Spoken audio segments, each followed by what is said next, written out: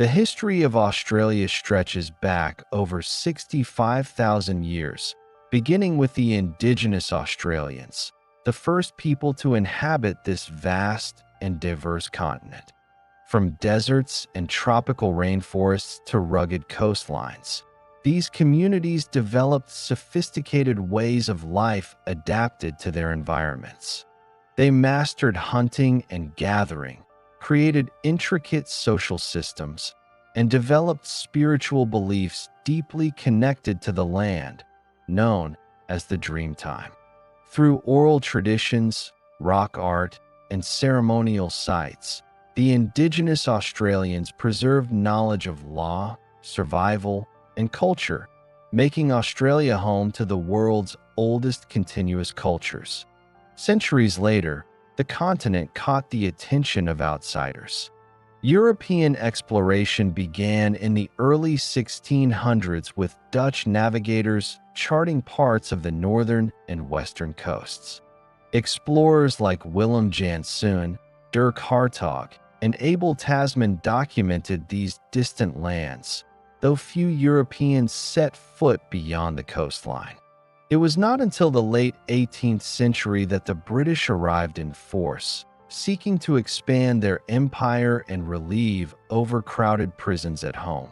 In 1788, they established the first British penal colony at Sydney Cove under Governor Arthur Phillip, marking the beginning of European settlement and the profound transformations that would follow.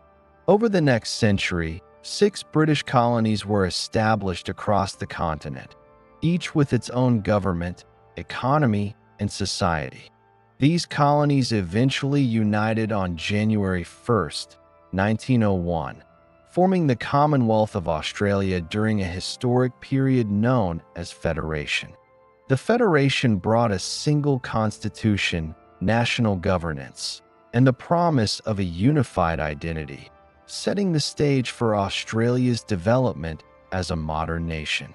From the ancient cultures of the Indigenous Australians to the era of European exploration, the establishment of the British penal colony, and the unification of the colonies during Federation, the history of Australia is a story of resilience, adaptation, and transformation.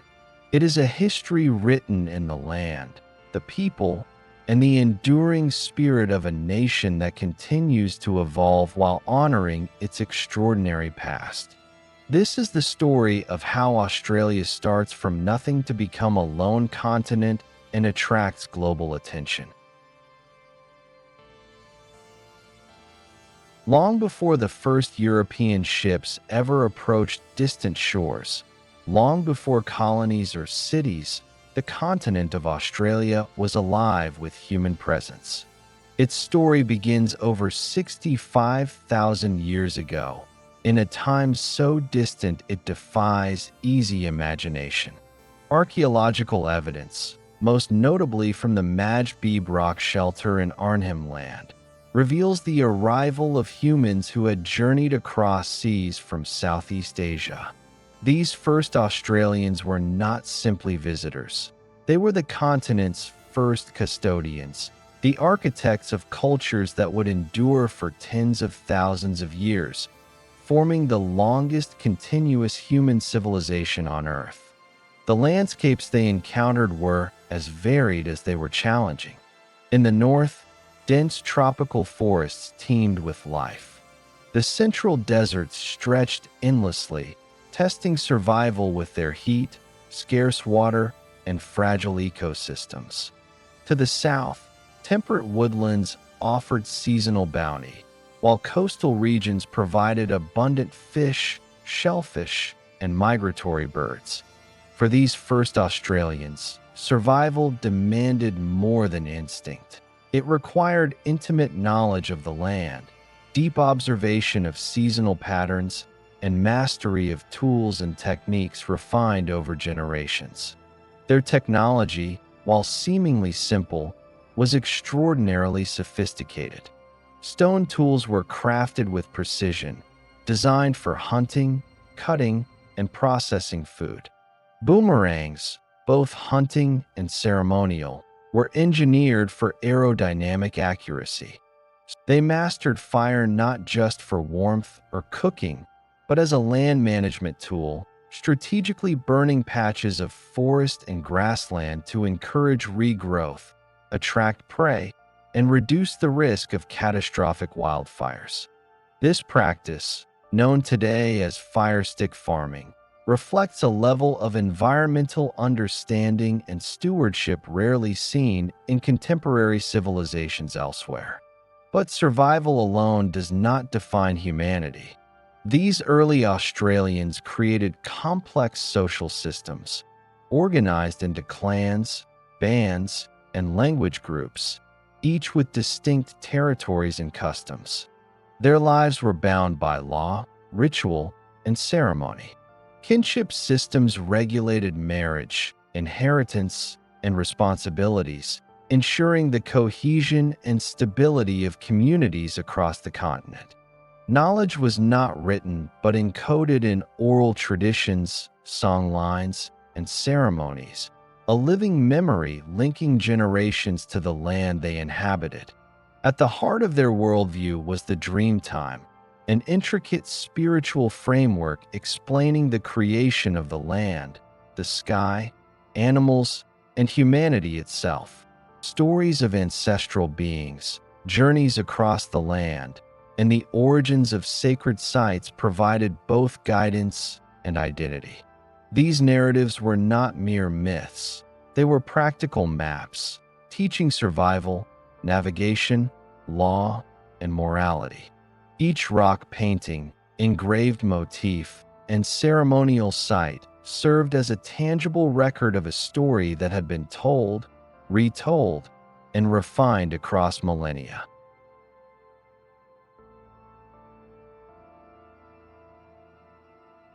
These are not decorative. They are didactic and spiritual, preserving knowledge, history, and law in a form that could endure beyond the lifespan of any individual. Archaeologists have dated some rock art in northern Australia to at least 28,000 years ago, a testament to the creativity, memory, and continuity of these societies. Trade networks spanned hundreds of kilometers, connecting groups across the continent. Stone axes, ochre, shells, and other materials traveled vast distances, reflecting not only economic exchange, but also cultural and ceremonial interconnection. Knowledge, ritual, and stories flowed alongside goods, weaving a continent-wide web of human interaction that predated written records by tens of thousands of years. This era was not static. Climate changes, including the last ice age beginning around 20,000 years ago, challenged communities with lower sea levels, shifting rivers, and altered vegetation. Yet Aboriginal Australians adapted, relocating seasonally, developing new tools, and refining their understanding of plants and animals. Their survival through these dramatic environmental changes is a testimony to their resilience, ingenuity, and deep understanding of ecosystems. It is also critical to recognize that these societies were highly regionalized. Different language groups and clans developed distinct customs, technologies, and spiritual practices suited to their specific environments. The Yolngu in Arnhem Land, the Noongar in the southwest, and the Kori people in the southeast, for example, each cultivated unique relationships with their land, resources, and neighbors. This diversity underscores the complexity and sophistication of pre-contact Australia, contradicting early European notions of the continent as a sparsely inhabited wilderness. By around 10,000 BCE, as the last ice age ended and climate stabilized, these communities had established enduring systems of survival, trade, governance, and culture. Coastal populations harvested fish and shellfish using sophisticated traps and nets, while inland groups mastered hunting strategies for kangaroos, emus, and other terrestrial game. Fire management continued to shape the landscape, maintaining a balance between biodiversity and human need. Songlines connected distant regions, enabling travel and cultural exchange, while ceremonial sites anchored societies in both time and space. Throughout this vast period, one constant remained: the unbroken connection between people and land. Every aspect of life — art, ritual, tool-making, hunting, storytelling — was tied to place. This profound relationship shaped societies, laws, and identity, forming the foundation for all that would follow in Australia's long human history. When Europeans eventually arrived, they encountered a continent already inhabited by people with millennia of experience, innovation, and culture. To fully understand Australia, one must first appreciate the depth, endurance, and complexity of these first Australians, whose legacy persists not only in the living descendants, but in the land itself, in its sacred sites, in its art, and in the very memory encoded in song lines and stories. As the last ice age receded around 10,000 BCE, Australia's climate began to stabilize, reshaping landscapes and ecosystems. Rivers swelled, wetlands expanded, and forests and grasslands flourished, creating new opportunities and challenges for the continent's indigenous people. Having already survived tens of thousands of years of environmental change, Aboriginal Australians and Torres Strait Islanders adapted their societies to these shifting conditions, refining technologies, social structures, and cultural practices that would persist for millennia. During this period, human communities became deeply entwined with the land. Seasonal migrations were carefully attuned to rainfall patterns, animal breeding cycles, and plant ripening. Inland groups moved across deserts following waterholes and game, while coastal people relied on rich marine resources, fish, shellfish, turtles, and dugongs, and constructed ingenious fish traps and nets. In the southwest, the Noongar people harvested kangaroos and emus, while in the northern tropics, the Yolngu cultivated pandanus and other edible plants. Every movement, every hunt, and every harvest was governed by ancient knowledge passed down through generations, ensuring sustainable survival in diverse and often harsh environments. Technology during this era evolved in both complexity and specialization. Stone tools became more sophisticated, designed for cutting, hunting, grinding, and carving. The development of composite tools, spears with separate stone points, hafted axes, and fishing implements, demonstrated a level of engineering that rivaled contemporary civilizations elsewhere. The iconic boomerang served multiple purposes: as a hunting weapon, a ceremonial object, and even as a means of communication through sound. In the coastal regions and across the Torres Strait, canoes allowed for trade, fishing, and safe travel between islands, facilitating connections across hundreds of kilometers. Trade networks were remarkably extensive. Communities exchanged stone axes, ochre, shells, pearls, and food across vast distances, linking disparate regions in a web of economic and cultural exchange. Ochre, in particular, held ceremonial, symbolic, and practical importance, used in body painting, rock art, and spiritual rituals. Some ochre deposits in central and northern Australia have been traced over hundreds of kilometers from their sources, evidence of far-reaching trade and contact between communities separated by deserts, rivers, and mountains. These networks were not merely transactional.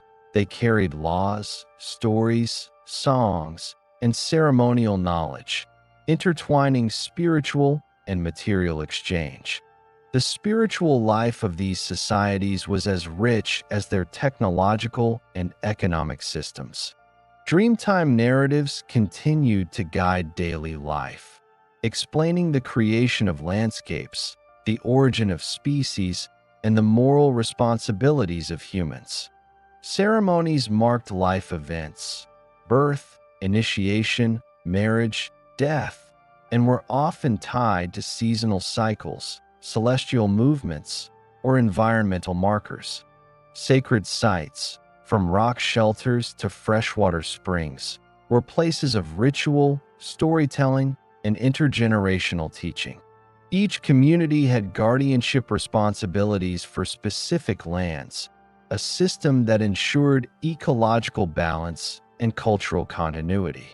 By the Holocene epoch, Indigenous Australians had established regional specialization in subsistence, technology, and art.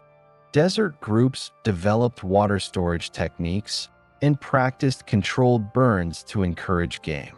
Coastal groups mastered fishing and shellfish gathering, creating complex systems of tidal knowledge and seasonal calendars.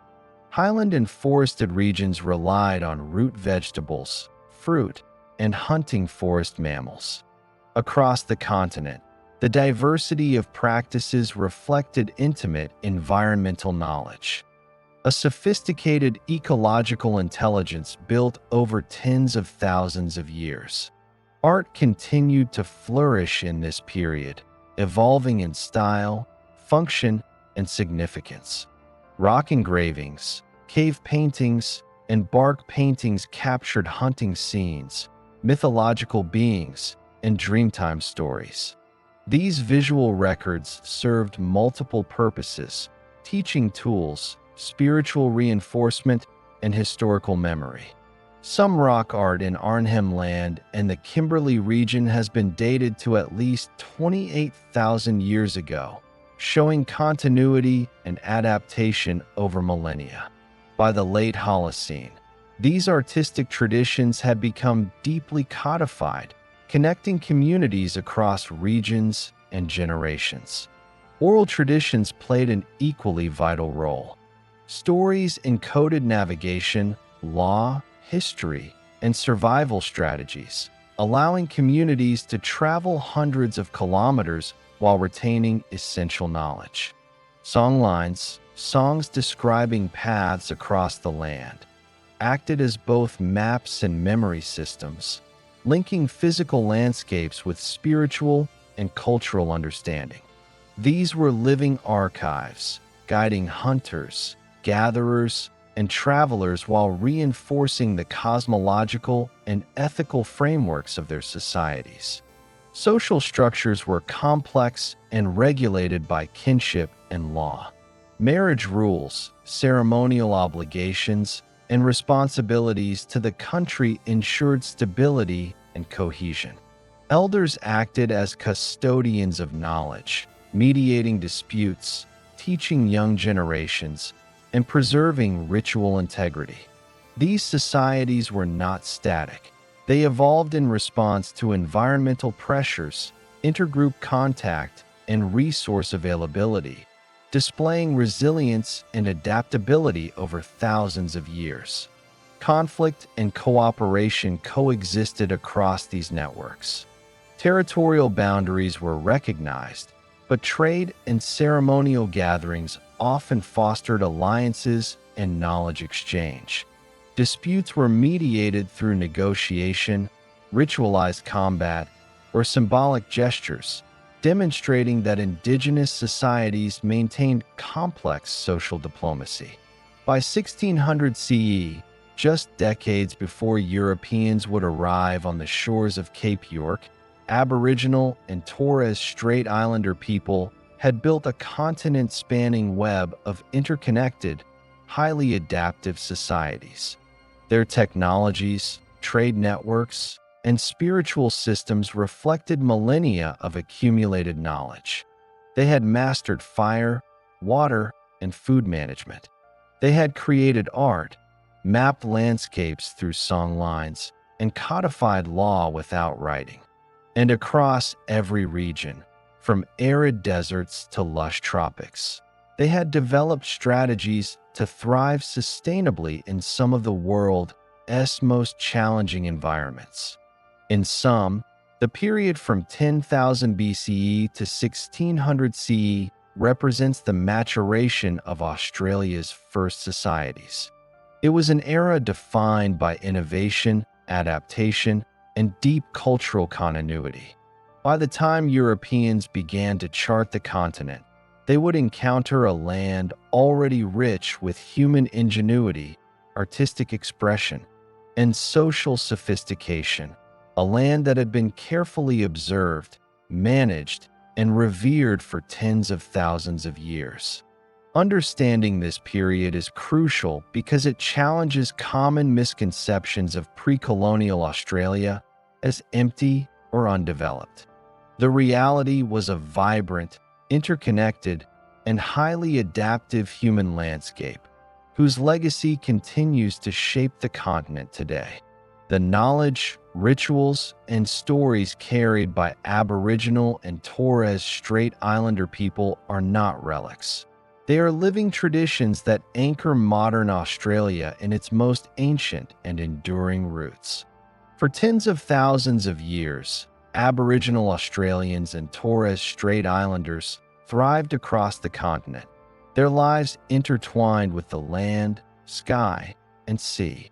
Yet, as their songlines traced rivers, mountains, and coasts, a distant world of seafaring nations was beginning to take an interest in the unknown southern lands. By the early 17th century, European powers were expanding their global reach, charting coastlines and trading routes, driven by commerce, exploration, and the unrelenting desire to map the globe. The first recorded European contact with Australia occurred in 1606, when Dutch navigator Willem Janszoon aboard the Duifken sailed along the western coast of Cape York Peninsula in northern Queensland. This was no casual voyage. Janszoon was tasked with mapping and documenting new lands for the Dutch East India Company, a mercantile powerhouse seeking spices, trade, and influence in the East Indies. His records provide the earliest written European account of Australian shores, though he encountered little more than the coast, and interactions with Indigenous people were brief and often tense. Historians note that Janszoon's contact was likely hostile at times, reflecting misunderstandings and the caution of both Europeans and local communities. In 1616, Dutch explorer Dirk Hartog made his mark on the western coast of Australia, landing on what is now Dirk Hartog Island in Shark Bay. He left behind an engraved pewter plate, the first European artifact on Australian soil, commemorating his visit. Hartog's brief stay and observations marked a growing pattern. European navigators had begun to map the coastline, yet their understanding of the continent's interior and its inhabitants remained almost non-existent. To Europeans, Australia was a distant and mysterious land, often labeled New Holland, a term used by Dutch cartographers to signify a vast, unmapped territory rich with speculation but poor in detailed knowledge. Abel Tasman, another Dutch navigator, further explored the southern and western coasts in 1642 to 1644, mapping parts of what we now know as Tasmania and the northern coastline. Tasman's journeys provided valuable charts and information, yet again, contact with Indigenous Australians was limited. In Van Diemen's Land, Tasmania, he reportedly had hostile encounters with Aboriginal groups, revealing early signs of the profound misunderstandings and conflicts that would define later European Indigenous relations. Tasman's voyages contributed to Europe's growing awareness of the continent. But for the indigenous people, these distant visitors were curious anomalies, passing briefly along coasts they had known for millennia.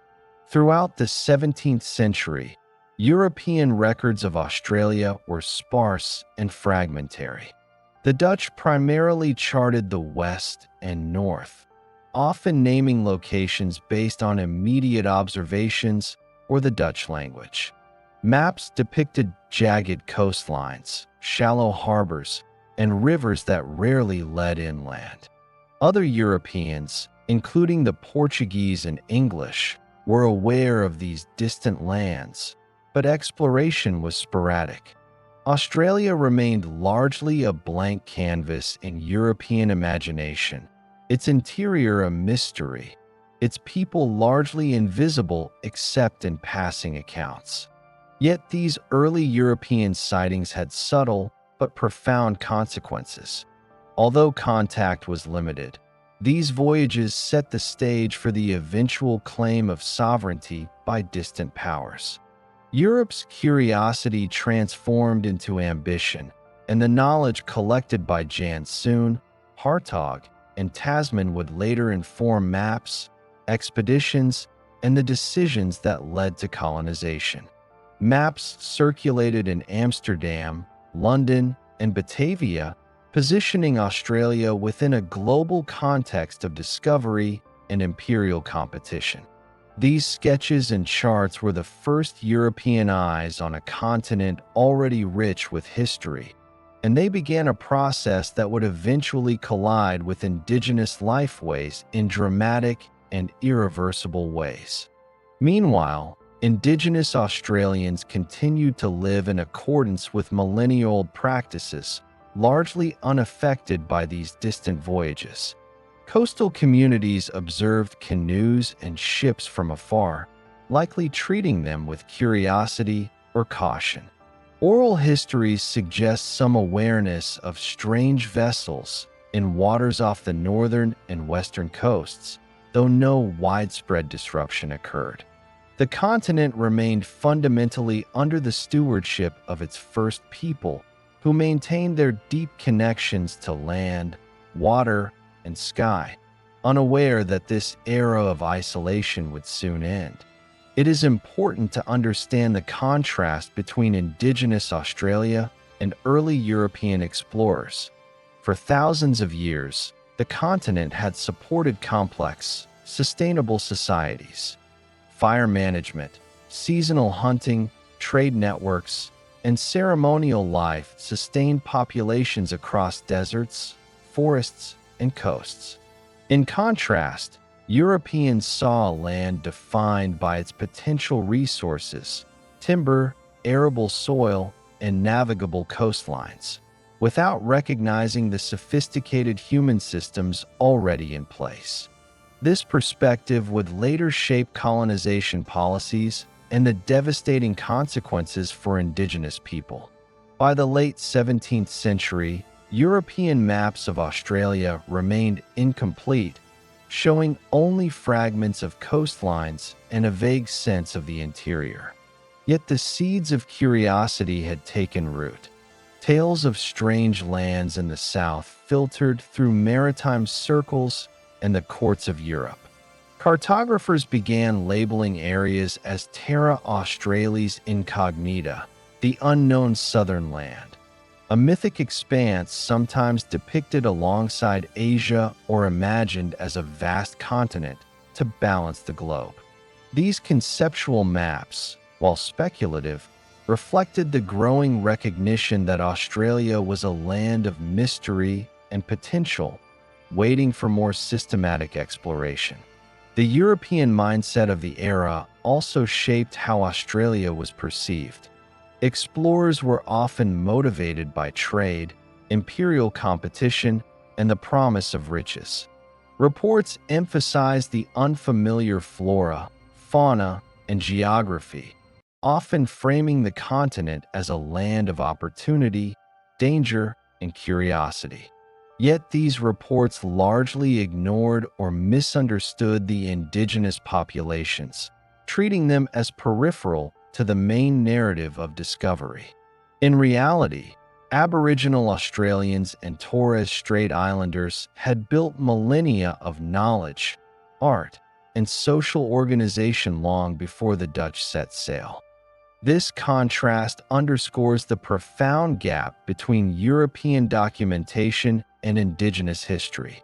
Europeans recorded only what they saw, rarely understanding the systems, spiritual frameworks, or social complexities of the people they encountered.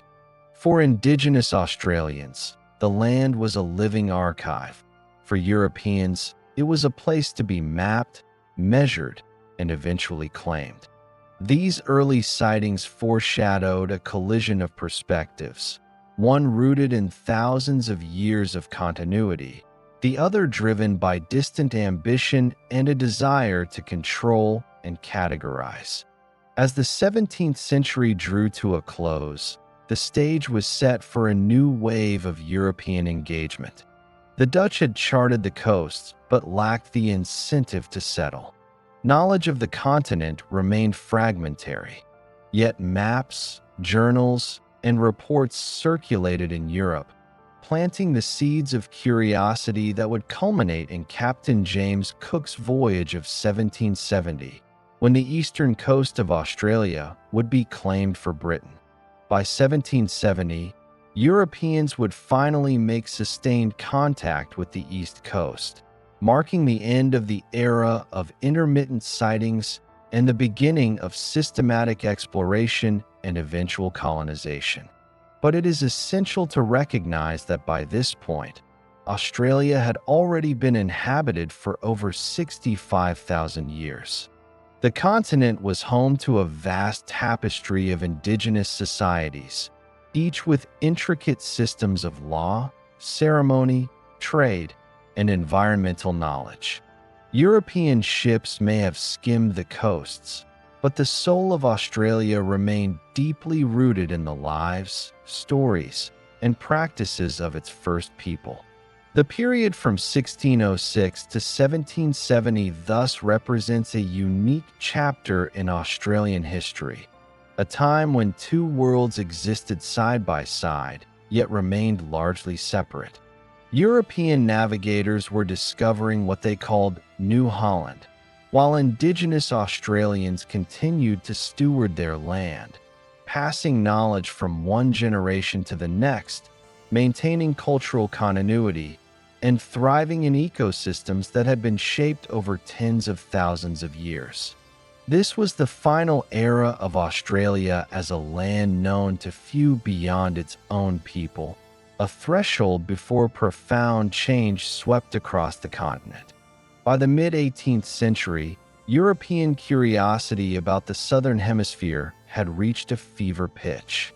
Maps still depicted vast unknown expanses, Terra Australis Incognita, the unknown southern land, hovered in the imagination of explorers and monarchs alike. It was against this backdrop that the British Royal Navy, seeking to expand trade routes and assert imperial influence, dispatched Captain James Cook on an ambitious voyage aboard the HMS Endeavour in 1768. Though its ostensible mission was to observe the transit of Venus from Tahiti, the expedition carried a secondary, secret objective: to seek and chart new lands suitable for Britain's growing empire. Cook's voyage was meticulously planned. The Endeavour set sail with skilled navigators, scientists, and naturalists, including Joseph Banks and Daniel Solander, whose mission was to collect and catalog flora, fauna, and cultural observations. By June 1770, after months of navigating the Pacific, Cook's expedition reached the eastern coast of what he would name New South Wales, encountering landscapes and people largely unknown to Europeans. The arrival at the eastern coast marked a turning point in Australian history. For the first time, European exploration extended beyond mapping isolated coasts and entering the continent's interior waters. Cook and his crew made careful observations of geography, climate, and natural resources. They documented harbors, rivers, and the contours of the coastline, producing detailed charts that would guide future navigation. Yet these charts also served a far more consequential purpose. They laid the groundwork for British claims of sovereignty over lands already inhabited for tens of thousands of years. Cook's journals reveal encounters with indigenous communities, whom he referred to collectively as natives. These encounters were brief and often marked by miscommunication and mutual caution. Indigenous Australians observed these strange, large vessels with sails, while the crew interpreted unfamiliar social customs through European cultural lenses. Cook recorded these observations with scientific detachment, describing the people's appearance, tools, and settlements, yet failing to fully grasp the complexity of their social and spiritual lives. What he saw as primitive societies were in fact sophisticated, deeply connected cultures with intricate laws, trade networks, and spiritual systems, honed over millennia. One of the most consequential aspects of Cook's voyage was the act of claiming the eastern coast for Britain. On April 29, 1770, at Possession Island in northern Queensland, Cook formally took possession in the name of King George III. Planting the Union Jack and performing the rituals of European sovereignty, he effectively imposed a European legal framework on lands already stewarded by indigenous people for tens of thousands of years. This moment, seemingly small at the time, would ignite a chain of events that reshaped Australia's demographic, cultural, and political landscape forever. The British perspective, guided by doctrines like terra nullius, assumed that the land was unoccupied in any legal sense and therefore open to claim. From the European standpoint, Australia was an empty continent, a blank slate upon which an empire could be projected. But for Aboriginal Australians and Torres Strait Islanders, the land was alive with meaning, managed carefully, and governed by law, ceremony, and tradition. Cook's formal claim ignored these centuries of occupation, setting the stage for conflict, dispossession, and the dramatic upheavals that would follow in the decades to come. Beyond sovereignty, Cook's expedition had profound implications for science and the understanding of the natural world.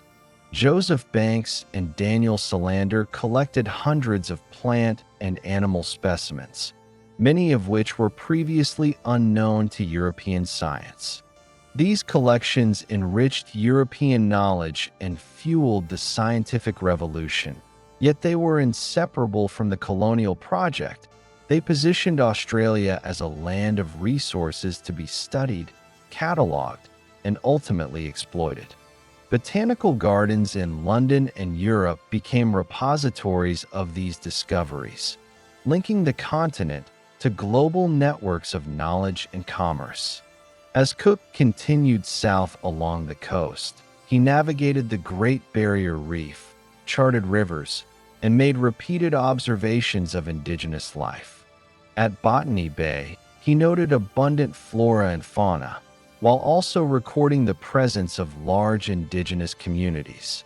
These records were invaluable to subsequent expeditions and would inform the decision to establish the first British colony in 1788. Yet Cook's notes also reveal the limits of European understanding. Misinterpretations abounded. Ceremonial gatherings were often read as idle assemblies.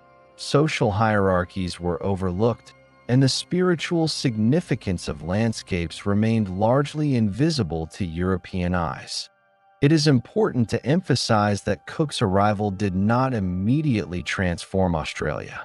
Indigenous Australians continued their seasonal migrations, ceremonies, and trade networks, largely unaltered by these brief encounters.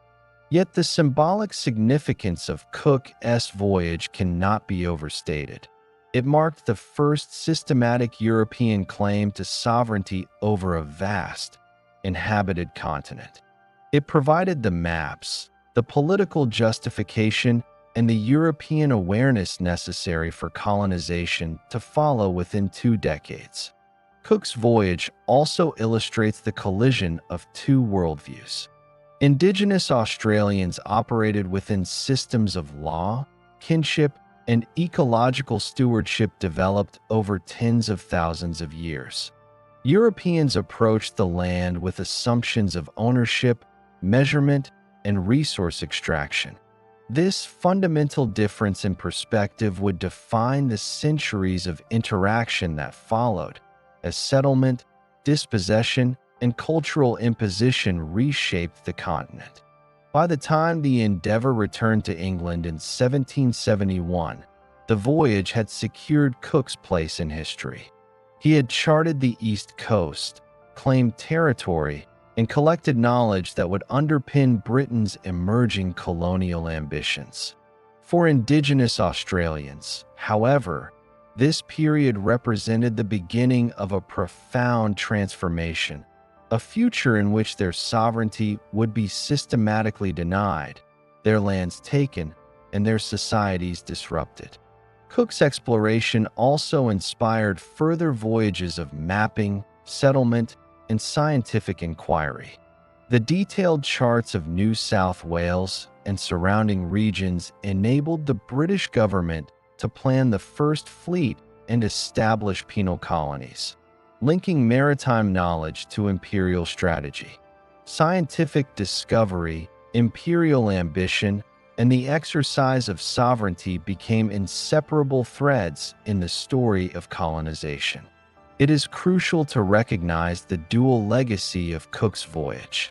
On one hand, it represents remarkable feats of navigation, mapping, and scientific observation. On the other hand, it signals the beginning of dispossession and disruption for Indigenous Australians, a pattern repeated across the world wherever European empires expanded. This tension between exploration and colonization, discovery and disruption, curiosity and conquest, defines the narrative of Australia's encounter with Europe. By 1770, the continent had entered a new historical chapter. The age of intermittent European sightings had ended, giving way to systematic exploration, mapping, and claims of sovereignty. Indigenous Australians remained the custodians of the land, but their future would increasingly be shaped by forces beyond their control. Forces set in motion by distant ambitions, the stroke of a pen, and the planting of a flag on unfamiliar shores.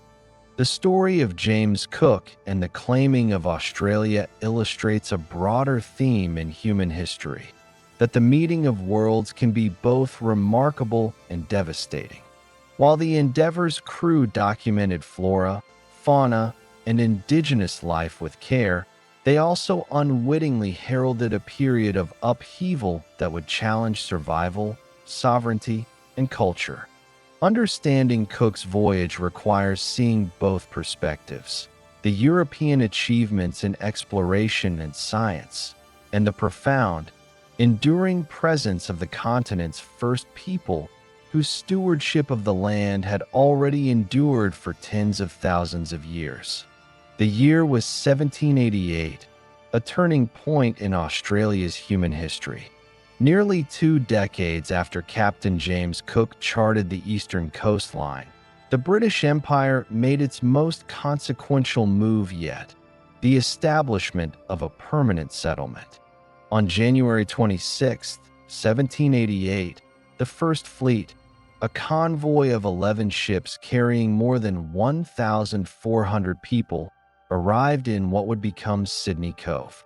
This fleet was not an expedition of explorers, but a carefully organized operation to establish a penal colony. Its passengers included convicts, marines, and administrators, transported from overcrowded jails in Britain to a distant and unfamiliar land. The voyage itself had been arduous, spanning over 8 months across thousands of miles of ocean. The ships carried limited provisions, and disease, scurvy, and malnutrition were constant threats. Yet the fleet arrived with remarkable coordination, signaling the British Empire's capacity to project power across vast distances. The chosen site, Sydney Cove, offered a natural harbor and fresh water, but little else. To the European eyes, it seemed promising. To Indigenous Australians, it was part of a well-established country, rich with resources, sacred sites, and the ancestral presence of their people. The arrival of the First Fleet immediately disrupted the delicate balance of Indigenous life. The Eora people, custodians of the land around Sydney Cove, encountered these newcomers with curiosity, caution, and occasional conflict. While initial interactions included attempts at communication and trade, misunderstandings were frequent. European habits, language, and material culture were alien, and the introduction of foreign plants, animals, and pathogens had unintended consequences. Smallpox, in particular, devastated indigenous populations, spreading rapidly along the coast and dramatically reducing numbers in affected communities. This tragedy foreshadowed the catastrophic demographic impact that European colonization would have across the continent. For the settlers, life in the fledgling colony was brutally difficult. The soil near Sydney Cove was sandy and nutrient-poor. Unfamiliar crops struggled to grow, and food shortages became chronic. Convicts and Marines alike were forced to clear land, construct shelters, and establish rudimentary agriculture. Daily life was dominated by hard labor, strict discipline, and hierarchical control. Governor Arthur Phillip, appointed to lead the colony, faced enormous challenges, maintaining order among a population that included hardened criminals navigating relations with indigenous people and attempting to create a self-sustaining settlement in a landscape unlike anything the settlers had known. Despite these hardships, the colony slowly began to take root. Convict labor was harnessed to clear forests, dig wells, and build structures, laying the physical foundations of what would become modern Sydney. Livestock, cows, pigs, and sheep were introduced to establish a European-style agricultural system, while imported seeds aimed to cultivate familiar crops. Over time, settlers adapted European techniques to Australian conditions, experimenting with planting schedules, irrigation, and livestock management in response to the continent's unique climate and ecology. The colony's establishment also marked the beginning of a new legal and administrative order imposed on Australian soil. British law, property systems, and governance structures were transplanted onto a continent whose indigenous people had maintained their own complex systems of law and governance for tens of thousands of years. Land that had been carefully managed through fire regimes, seasonal use, and spiritual custodianship was now claimed, fenced, and reallocated, often with little understanding or regard for existing practices. These policies laid the groundwork for long-term displacement and conflict, setting patterns that would persist well into the 19th and 20th centuries. Cultural encounters during this period were fraught and uneven. Indigenous Australians sought to engage, resist, and adapt to the sudden appearance of Europeans on their lands.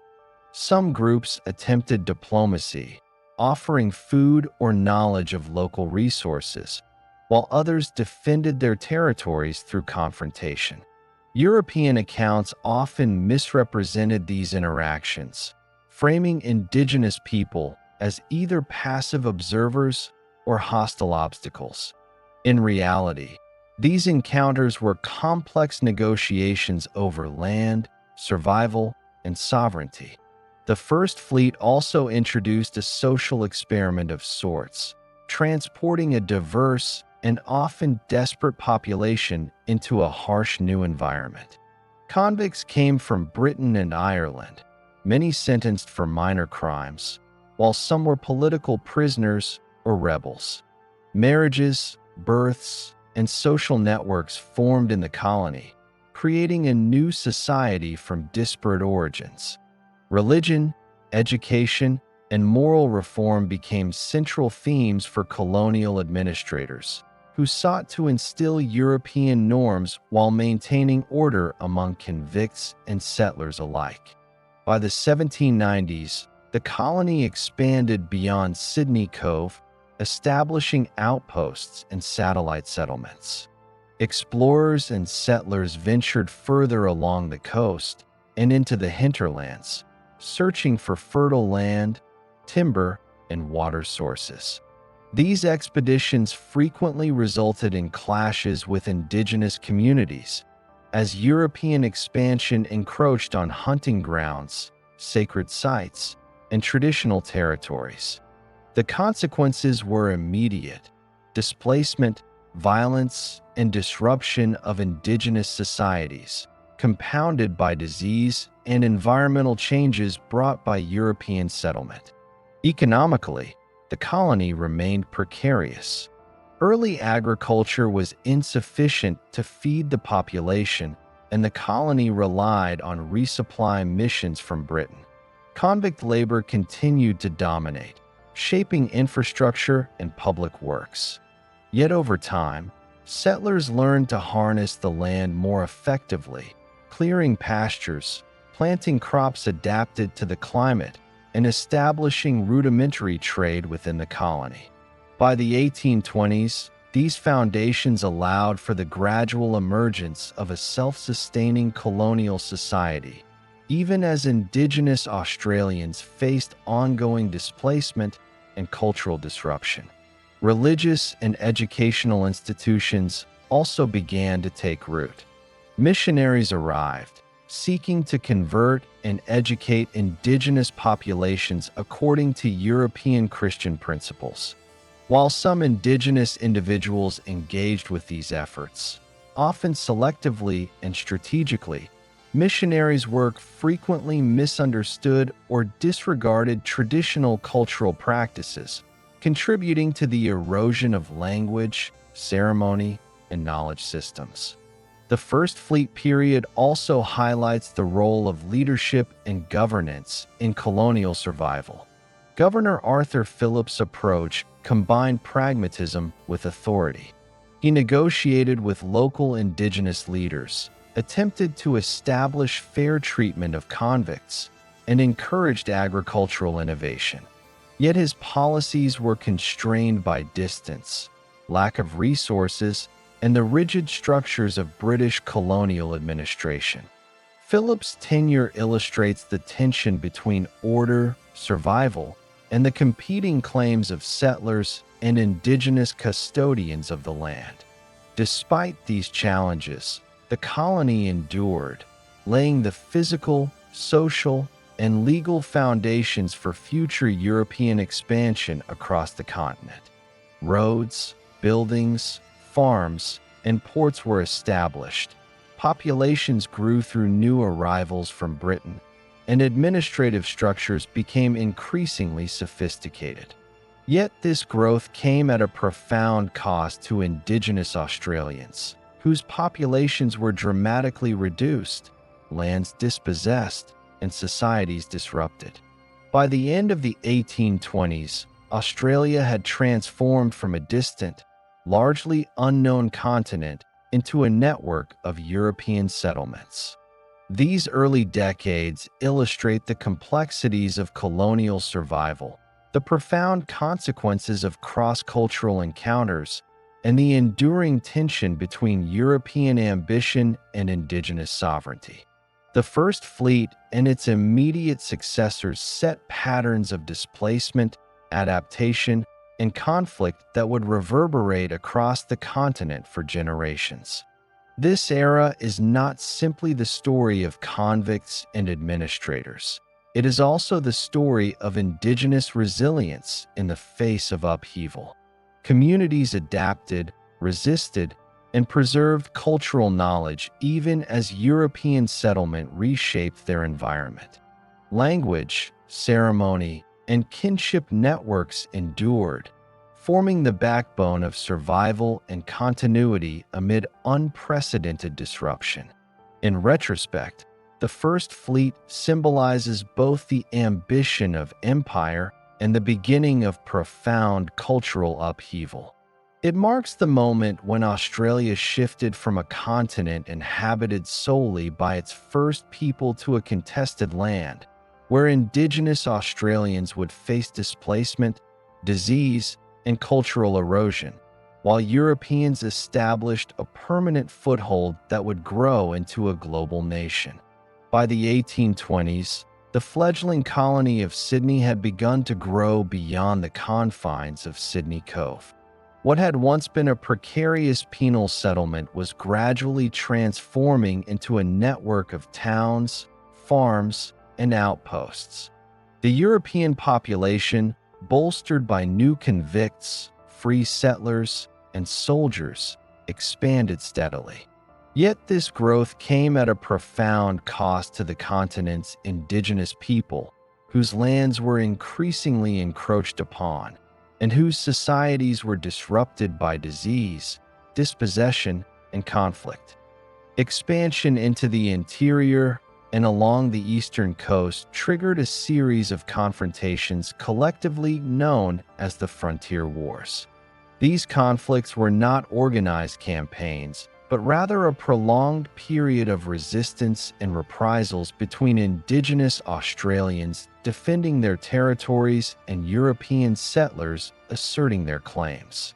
Across New South Wales, Victoria, and Tasmania, clashes erupted as pastoralists moved into fertile river valleys and Aboriginal communities resisted the encroachment.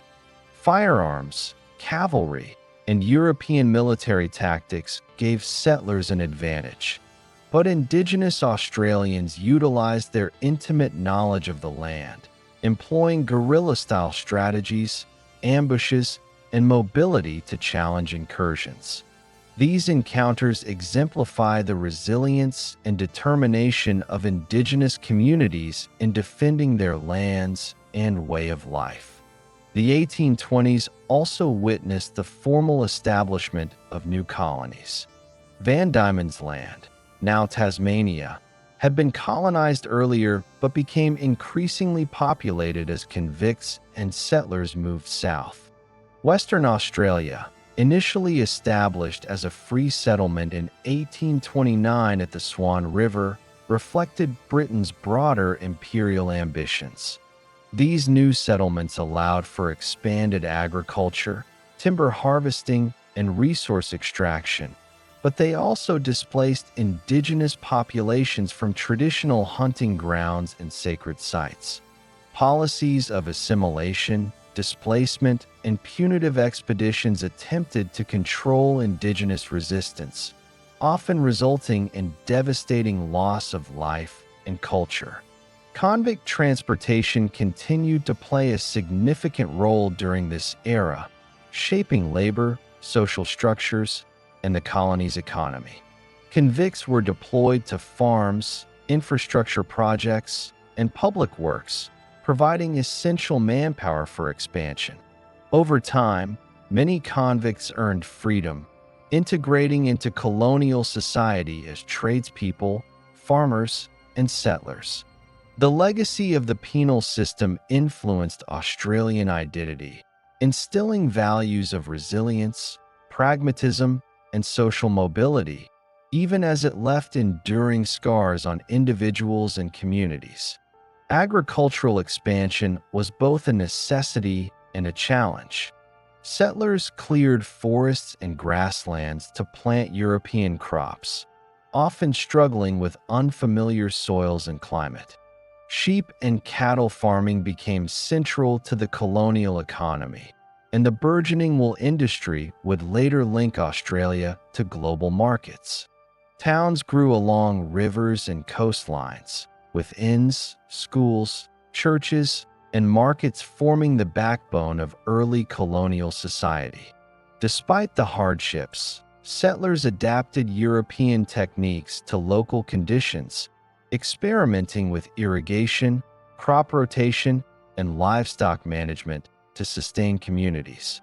The era also saw the emergence of a distinctive colonial culture. Social life was shaped by a mix of convicts, free settlers, soldiers, and administrators.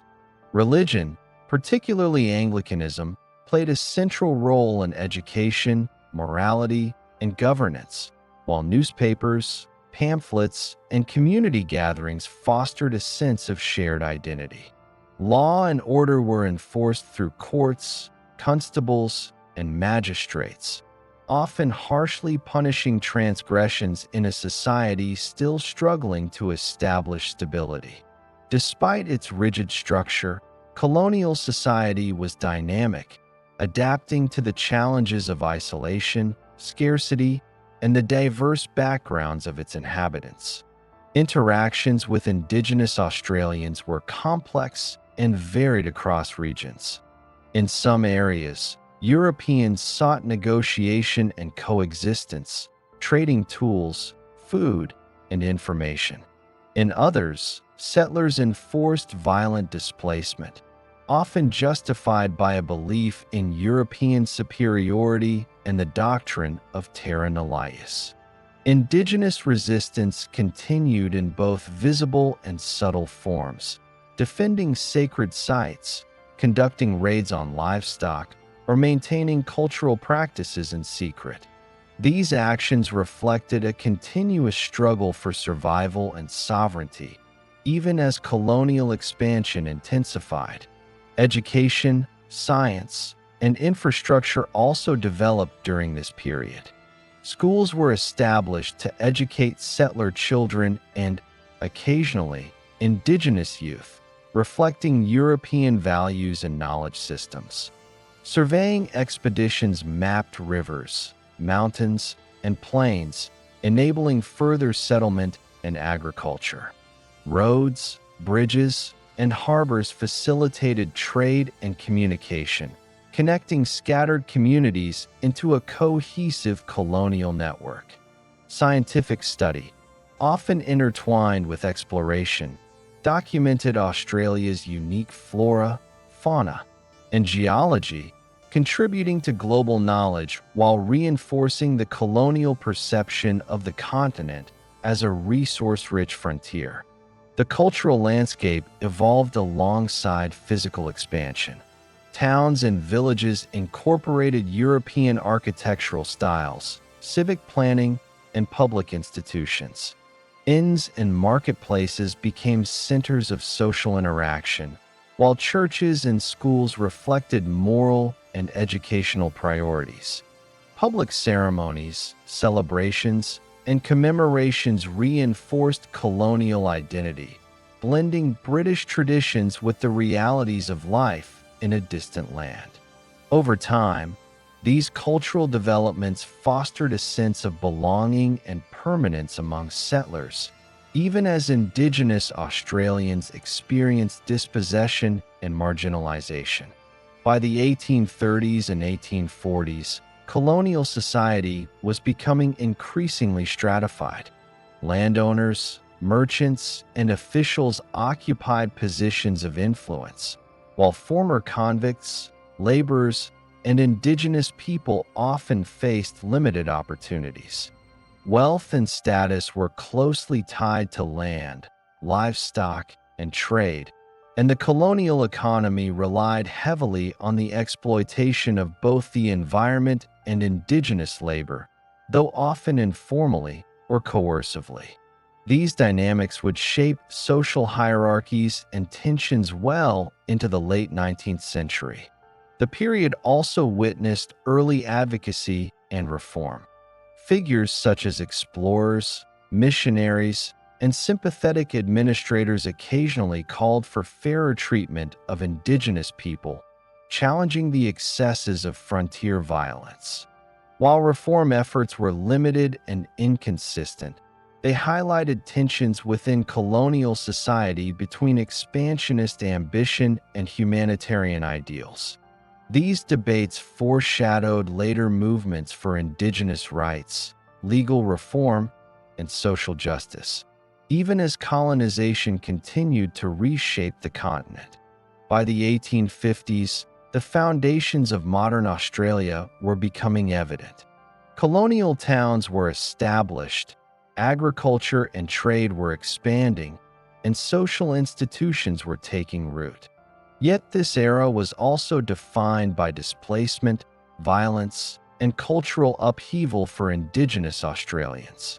Their population had declined due to disease, conflict, and loss of land, but cultural knowledge, ceremony, and social structures persisted in pockets across the continent. Indigenous resilience remained a constant, even amid the profound transformations imposed by European settlement. This period illustrates the dual nature of expansion, the creation of thriving colonial societies alongside the profound disruption of pre-existing indigenous communities.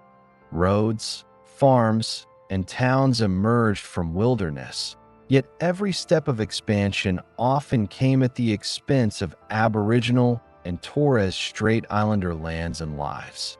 Frontier conflicts, forced removals, and punitive expeditions were not anomalies. They were intrinsic to the processes of colonization during this era.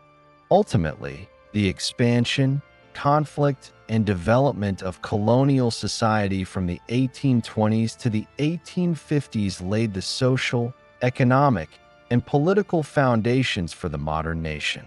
Convict labor, settler enterprise, and European governance structures shaped the emerging identity of Australia, even as Indigenous Australians maintained enduring connections to their land, culture, and communities.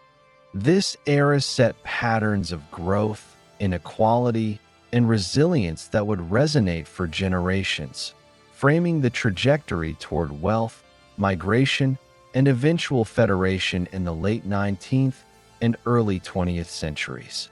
The mid-19th century brought unprecedented transformation to Australia, altering its society, economy, and identity. In 1851, a discovery in New South Wales and Victoria set the stage for one of the most transformative events in the continent's history, the Australian Gold Rush. Gold was found at Bathurst in New South Wales and shortly thereafter at Ballarat and Bendigo in Victoria, igniting waves of migration and economic upheaval. The rush drew thousands of prospectors, settlers, and fortune seekers, both from within the colonies and across the globe. The gold fields were a magnet for international migration. People arrived from Britain, Ireland, Germany, the United States, and, significantly, China. The influx of migrants reshaped Australia's demographic landscape, introducing new languages, customs, and skills. Towns and cities swelled overnight as miners, merchants, and families settled near the gold fields. Makeshift settlements became bustling towns, and commerce flourished to meet the needs of the new population. Inns, general stores, and banks appeared alongside tents and timber shacks, reflecting the rapid pace of social change. Life on the gold fields was difficult and unpredictable. Prospectors faced harsh terrain, extreme weather, disease, and competition for claims. Miners relied on rudimentary tools, pans, cradles, and picks, to extract gold from rivers and soil, and success was far from guaranteed. Despite the hardships, the promise of wealth fueled determination and innovation. Small communities emerged in remote areas, forming the social and economic fabric of the Gold Rush era. These settlements reflected both cooperation and tension as miners navigated the challenges of scarcity, lawlessness, and cultural diversity. The gold rush had profound economic consequences. Wealth generated from gold exports fueled the growth of colonial infrastructure, including railways, roads, and ports. Banks and financial institutions flourished, and the newfound prosperity accelerated urbanization. Cities like Melbourne and Sydney expanded rapidly, transforming from provincial towns into vibrant centers of commerce and culture. The colonies, once dependent on subsistence farming and penal labor, were now integrated into global trade networks through the production and export of gold. However, the gold rush also amplified social tensions. Competition for claims sometimes led to violence, particularly between different cultural groups. Anti-Chinese sentiment grew among European miners, leading to the establishment of restrictive policies and outright hostility.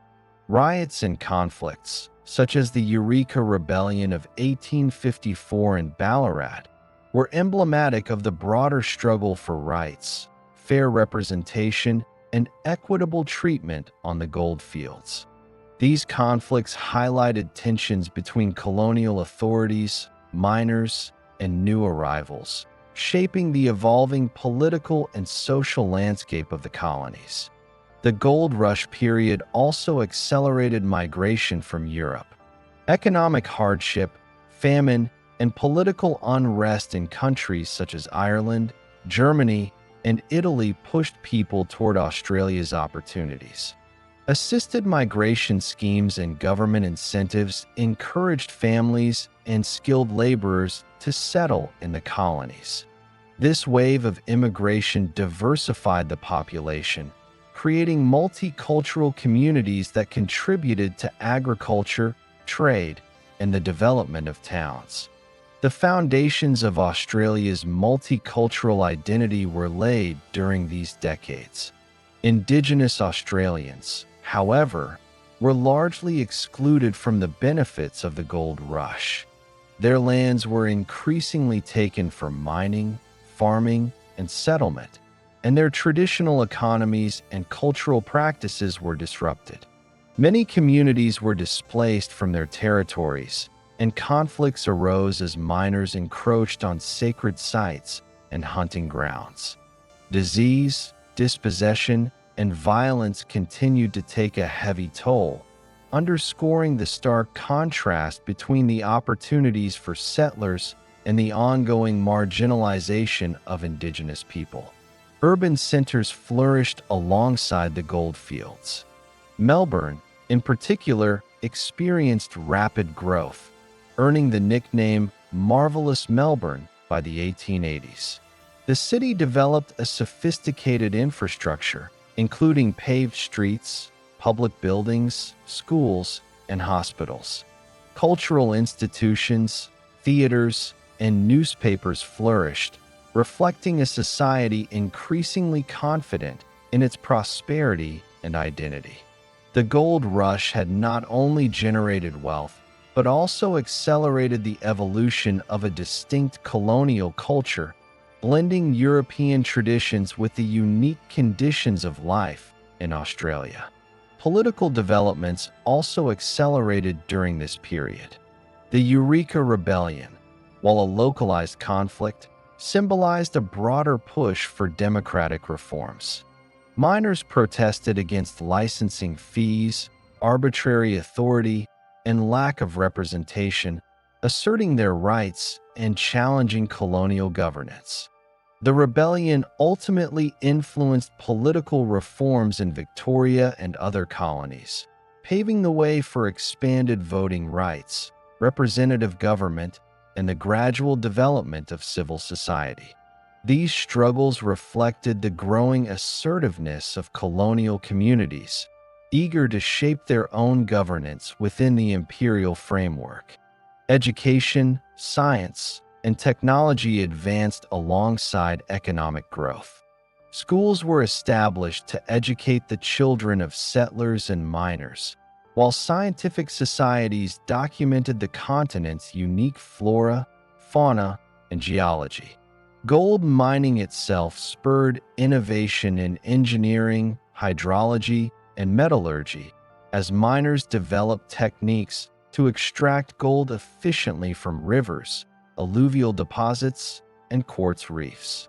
These innovations contributed to Australia's broader technological and scientific development.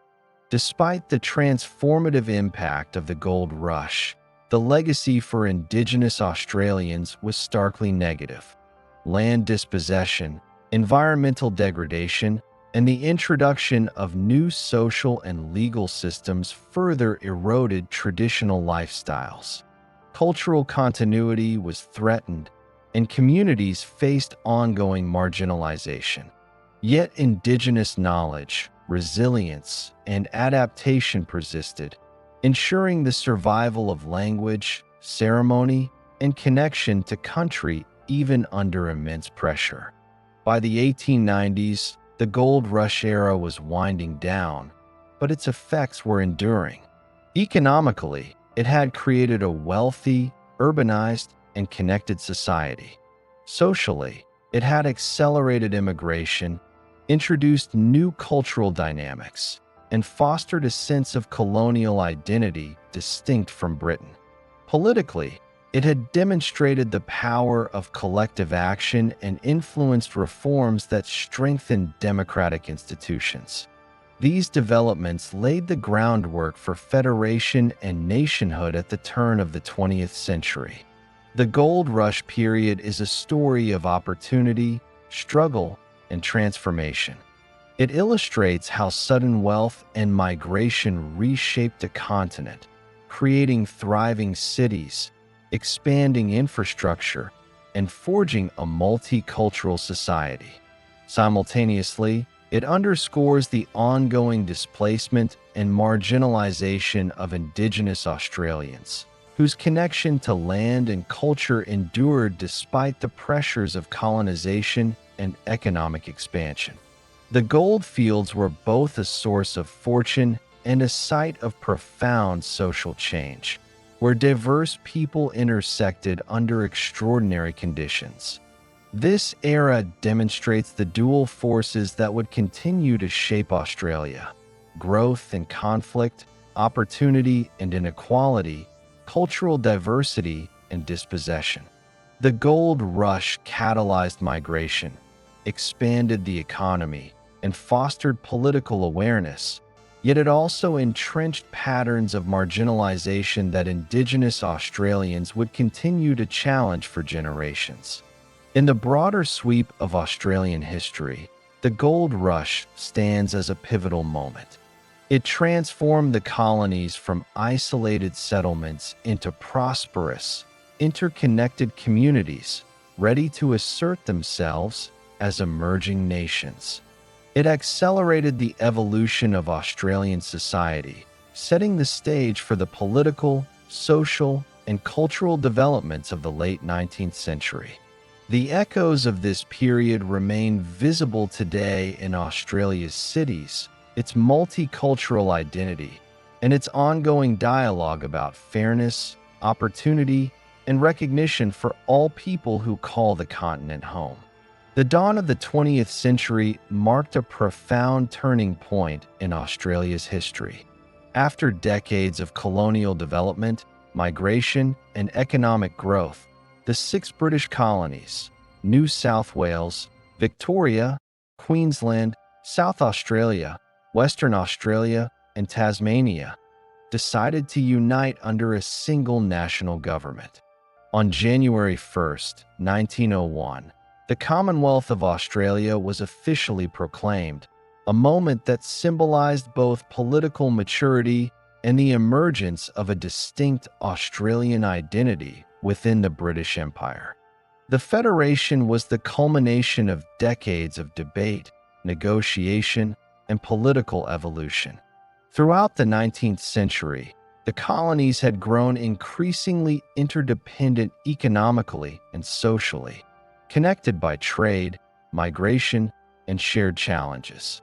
Railways, telegraphs, and shipping links facilitated commerce, while shared concerns, defense, immigration, and economic policy highlighted the benefits of uniting under a common framework. The process of federation required drafting a constitution, which outlined the powers of the federal government, division of responsibilities between states and the national authority, and the protection of civil liberties. The Constitution was ultimately approved by the British Parliament, reflecting Australia's position as a self-governing colony within the empire rather than an independent nation-state. The new Commonwealth faced immediate practical and political challenges. Infrastructure and governance needed coordination across vast distances, with differing economic priorities and local interests. Policies on taxation, trade, defense, and immigration required negotiation and compromise.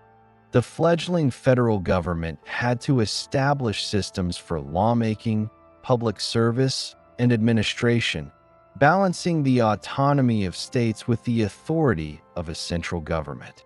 Despite these challenges, the Federation laid the institutional and legal foundations for the modern nation, providing a framework for collective action, national identity, and governance.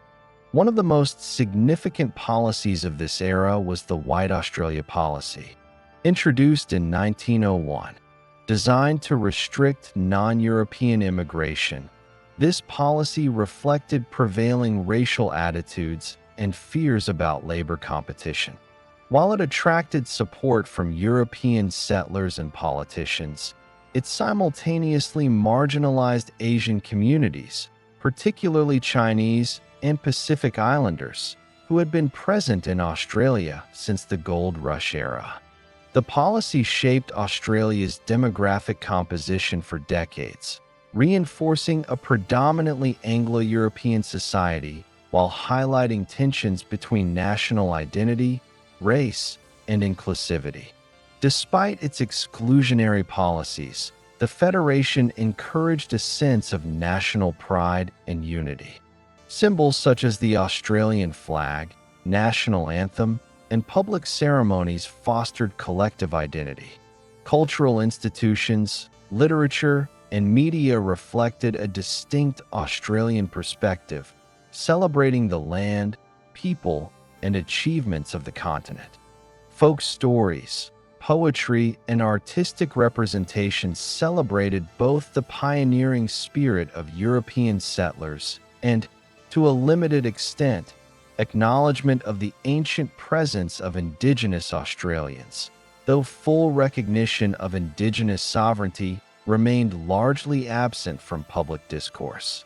The period also saw significant urban and economic development. Cities like Sydney, Melbourne, Brisbane, and Adelaide expanded rapidly, incorporating modern infrastructure such as railways, tramways, ports, and public buildings. Agriculture continued to grow, with wheat, wool, and pastoral industries dominating the rural economy. Industrialization began to take hold in urban centers, with manufacturing, mining, and services providing new employment opportunities. Economic growth fostered prosperity for settlers while deepening inequalities for Indigenous Australians, whose access to land and resources remained severely restricted. In the early years of the 20th century, Australia began asserting itself internationally, reflecting its status as a self-governing member of the British Empire. The nation participated in imperial defense schemes, naval exercises, and diplomatic initiatives, laying the groundwork for later involvement in global conflicts.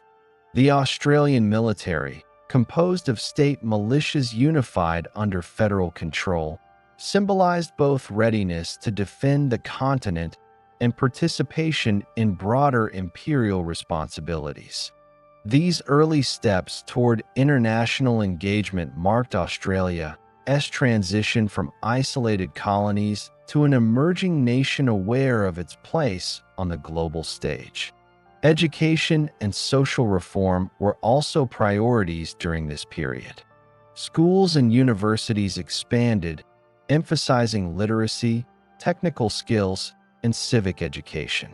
Public health initiatives, urban planning, and labor regulations sought to address the challenges of growing populations in cities and towns. Women's movements gained momentum, advocating for suffrage, education, and social participation.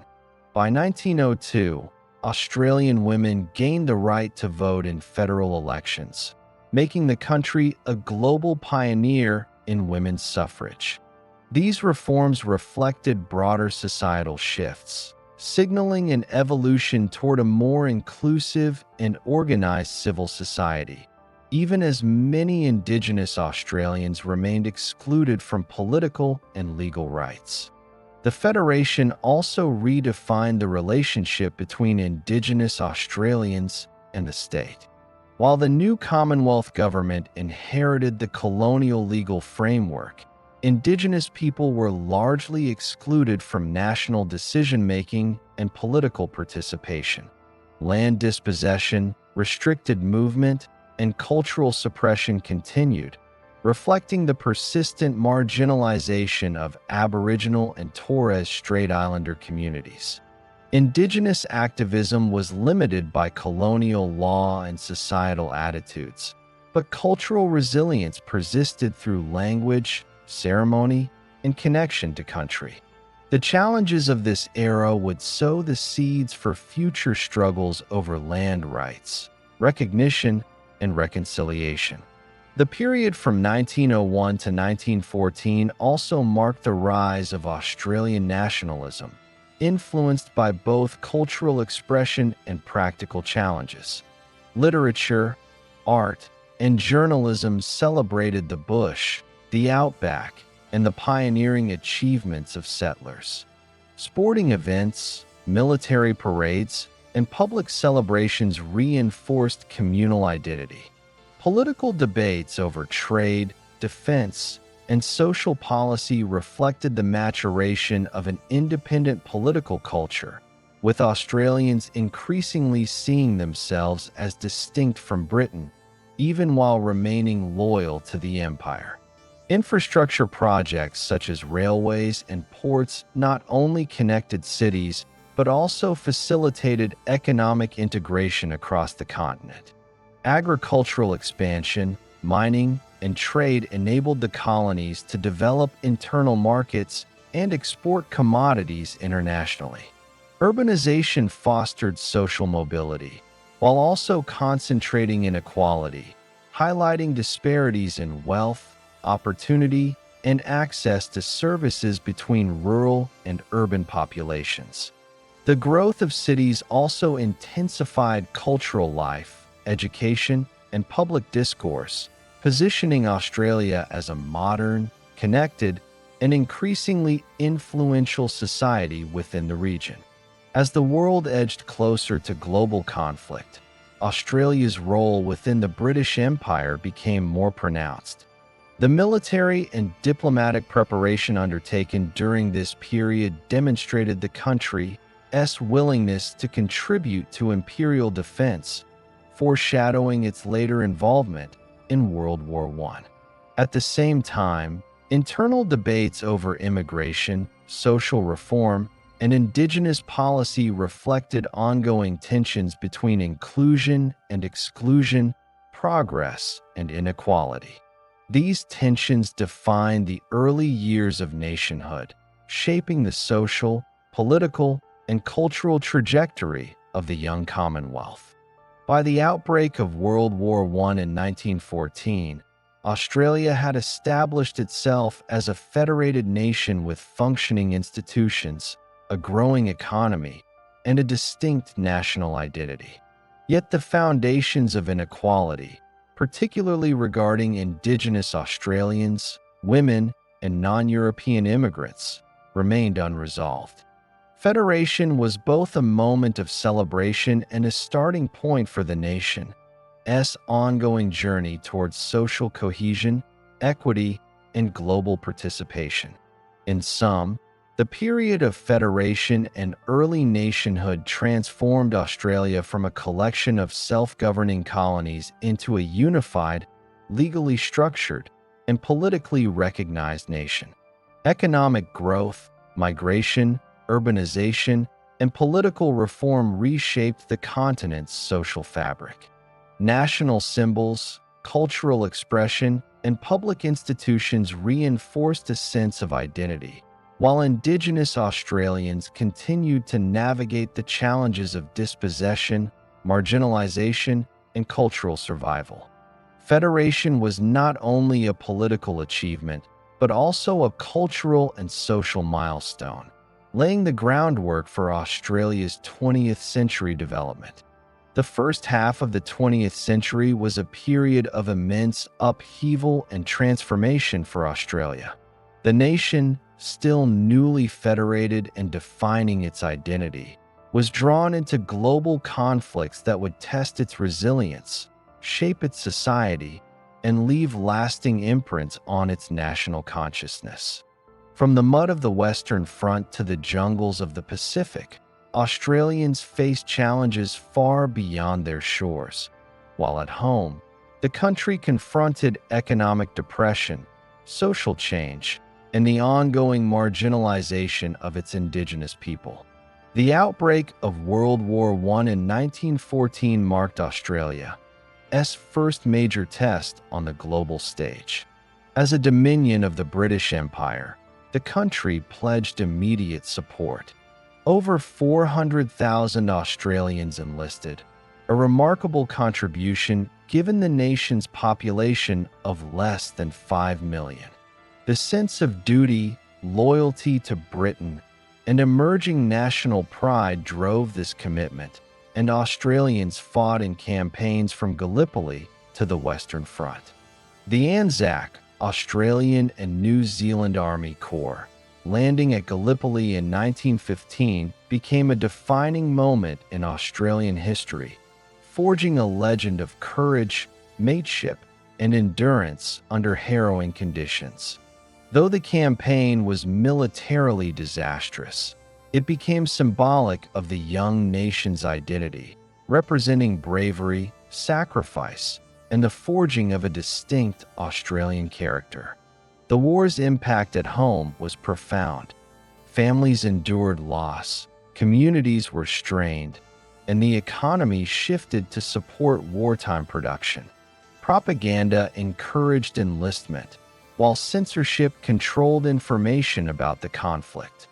Women assumed new roles, managing farms, businesses, and households, laying the groundwork for social changes that would persist after the war. The Spanish influenza pandemic of 1919, arriving just as soldiers returned, further tested the nation, killing tens of thousands and straining public health systems already challenged by war. Australia's involvement in World War I also highlighted the nation's evolving relationship with Britain. While loyalty to the empire remained strong, the experience of independent action on distant battlefields fostered a growing sense of national identity separate from colonial ties. Soldiers returned home as both veterans and symbols of national resilience, their experiences commemorated through monuments, Anzac Day ceremonies, and a developing narrative of Australian character defined by endurance, egalitarianism, and camaraderie. The interwar period, however, was marked by economic and social challenges. The Great Depression of the 1930s had a severe impact on Australia, where unemployment rates soared and industrial output declined. Cities and towns faced poverty, while governments struggled to provide relief and maintain social order. Migrant communities and rural populations were particularly affected, and social tensions rose alongside political debates about economic policy, welfare, and governance. Despite these hardships, Australians demonstrated resilience, with communities organizing mutual aid, unions advocating for workers' rights, and local governments experimenting with social and economic reforms. During this same period, Indigenous Australians remained largely excluded from the political and economic life of the nation. Policies of segregation, limited voting rights, and restricted access to education and land perpetuated cycles of disadvantage. Indigenous communities faced dispossession from lands, forced labor, and cultural suppression, yet they maintained cultural practices, language, and connection to their country. Activism, though constrained by colonial laws, began to take shape, laying the foundations for the later land rights and civil rights movements. As the world edged toward another global conflict, Australia once again prepared for war. World War II, 1939 to 1945, drew the nation into global struggles against the Axis powers.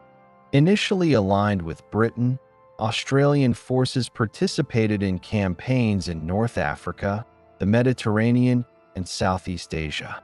The war reached closer to home after Japan entered the conflict in 1941, directly threatening Australia's northern territories. Cities faced air raids, northern towns were evacuated, and the government mobilized both military and civilian resources on an unprecedented scale. Australians, both in uniform and at home, contributed to the war effort through industrial production, military service, and civil defense, transforming society and accelerating technological and infrastructural development. The Pacific campaigns, including New Guinea and the Solomon Islands, highlighted Australia's strategic importance in the region.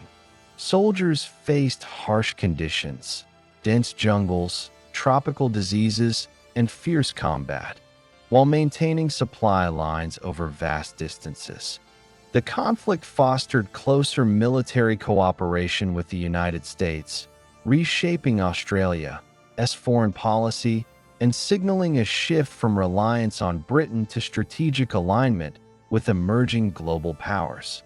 These developments marked the beginning of Australia's modern approach to regional security and international engagement. World War II also accelerated social and economic change at home. The workforce expanded as women and immigrants took on roles traditionally held by men, contributing to industrial production, logistics, and civil services. Rationing, wartime propaganda, and civil defense measures altered daily life, fostering a sense of collective purpose and national unity. Cities and towns adapted to wartime conditions, and industries modernized rapidly to meet military demands. The war fundamentally transformed the economy, infrastructure, and workforce, setting the stage for post-war growth and modernization. The human cost of these global conflicts was profound. Hundreds of thousands of Australians were killed, wounded, or permanently affected by service abroad. Families experienced loss and trauma, and communities carried the burden of rebuilding and commemorating those who had served. The wars also left lasting legacies on public consciousness, shaping national identity, political priorities, and societal values. The Anzac legend, forged in the mud of Gallipoli and extended through subsequent conflicts, became a cornerstone of Australian memory, symbolizing sacrifice, courage, and the enduring spirit of the nation. Economically, the wars drove innovation, industrialization, and infrastructure development. Factories expanded, transportation networks improved, and technologies ranging from communications to aviation advanced rapidly. These developments not only supported the war effort, but also laid the groundwork for Australia's post-war prosperity. The transformation of the economy during this period highlights the interplay between conflict, innovation, and societal adaptation, illustrating how global events can accelerate domestic development in profound ways. Culturally, the first half of the 20th century also saw the emergence of distinctively Australian literature, art, and media.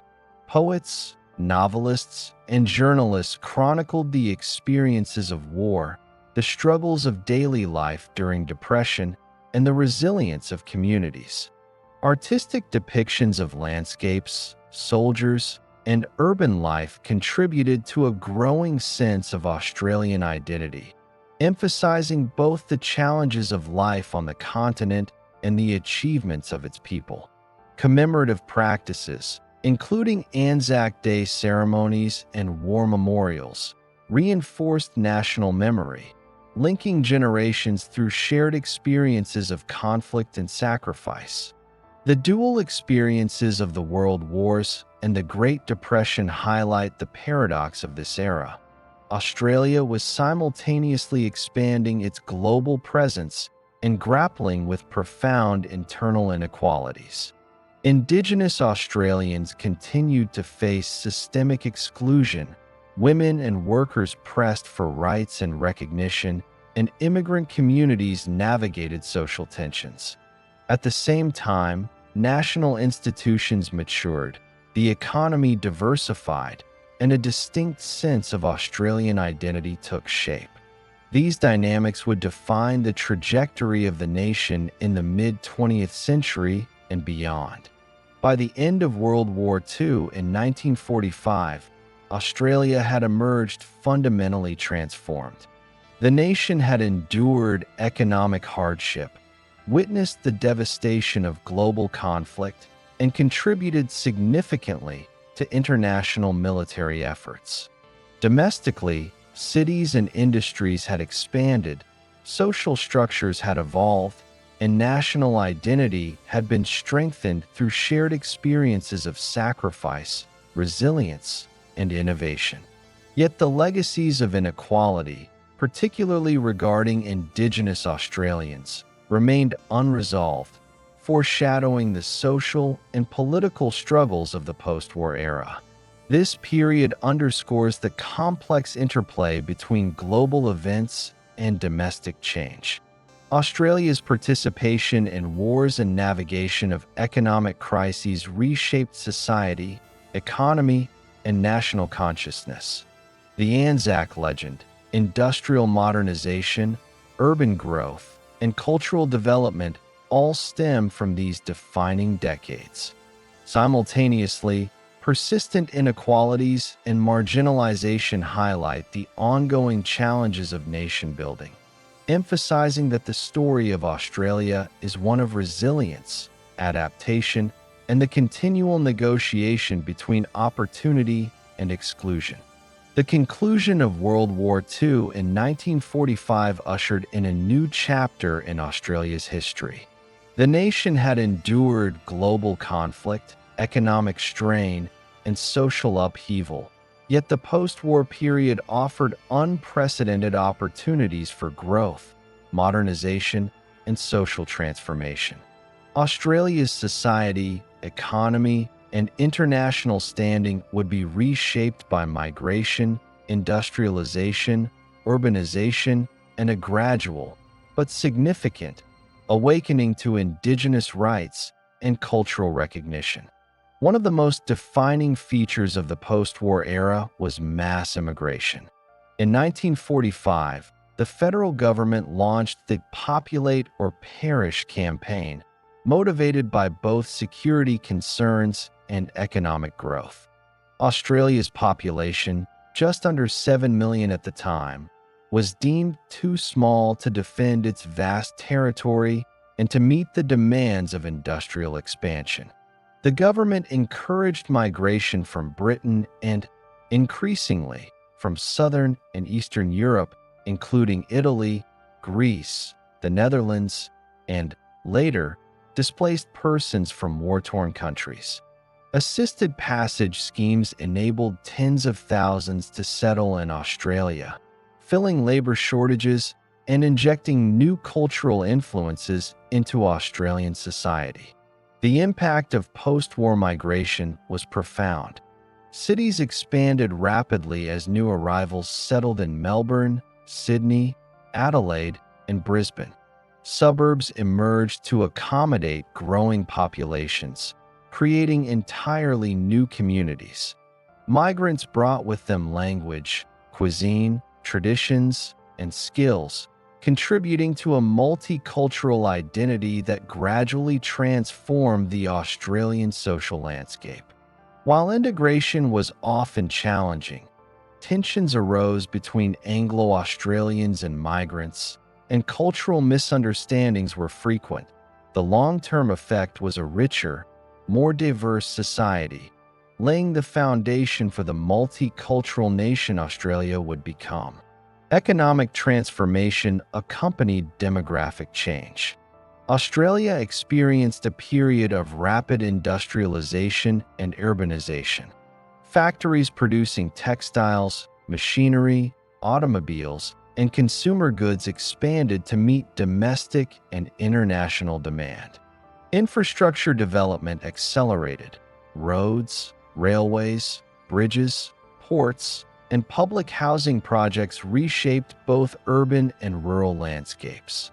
Mining, particularly for coal, iron ore, and later bauxite and uranium, became a cornerstone of the economy, linking domestic prosperity with global markets. The post-war economic boom generated employment, rising wages, and greater access to education and housing, fueling optimism and growth across the continent. This period also saw technological and social modernization. Electricity, running water, telecommunications, and modern appliances became increasingly common in homes, transforming daily life. Education expanded, with new schools and universities accommodating a growing and diverse population. Health services improved, with hospitals and public health initiatives reducing infant mortality and increasing life expectancy. Sports, entertainment, and media flourished, reflecting a society both modernizing and forging a unique cultural identity. Television, cinema, and radio connected Australians to global trends while fostering national narratives and shared experiences. Despite these advances, Indigenous Australians remained marginalized. Post-war policies largely continued the practices of segregation and assimilation established in the 19th and early 20th centuries. Indigenous people were often excluded from voting rights, denied access to housing and education, and forcibly removed from their lands and families under government-sanctioned programs. Yet the post-war era also saw the beginnings of Indigenous activism. Leaders and communities began organizing to demand land rights, cultural recognition, and equality, laying the groundwork for movements that would gain momentum in the 1960s and beyond. Cultural resilience persisted, with ceremonies, languages, and traditions maintained even under considerable pressure. The post-war years also marked a shift in Australia's foreign policy and strategic alliances. The experiences of World War II, particularly the threat from Japan and the United States' involvement in the Pacific, prompted a re-evaluation of defense and diplomacy. Australia strengthened its ties with the United States through agreements like the ANZUS Treaty in 1951, while maintaining historical connections to Britain. Military bases, conscription, and participation in conflicts such as the Korean War and later the Vietnam War reflected Australia's growing engagement with global security issues. This era marked the nation's emergence as a strategically aware, internationally active country, capable of influencing events in its region. Cultural change was also significant during the post-war decades. Literature, visual arts, theater, and music reflected both the optimism of a growing nation and the tensions within society. Writers explored themes of migration, identity, and the post-war experience, while painters captured the landscape and social realities of modern Australia. Television, introduced in 1956, brought domestic and global stories into homes, shaping public opinion and cultural norms. The media became a platform for debate, entertainment, and the dissemination of national values, helping to unify a diverse and geographically dispersed population. The political landscape evolved alongside social and economic changes. Governments grappled with balancing growth, immigration, social welfare, and economic management. Labor and conservative parties alternated in power, implementing policies that expanded public infrastructure, education, and health, while also navigating the social tensions arising from migration and inequality. The post-war era also witnessed the early stages of civil rights activism, including campaigns for women's rights, workers' rights, and Indigenous recognition, reflecting a society increasingly aware of its responsibilities to all citizens. By the 1960s and 1970s, multiculturalism was emerging as a defining feature of Australia.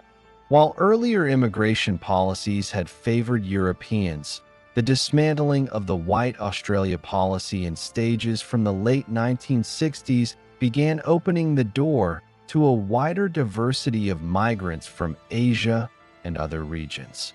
Australia's identity was gradually shifting from a predominantly Anglo-European society to one embracing broader cultural pluralism, laying the foundation for a more inclusive national narrative. The post-war decades also witnessed substantial social mobility and urban growth. Rising living standards, improved education, and expanding employment opportunities enabled many Australians to achieve a higher quality of life than previous generations. Suburbs became symbols of modernity, with single-family homes, gardens, and access to schools and transport reflecting aspirations for stability and prosperity.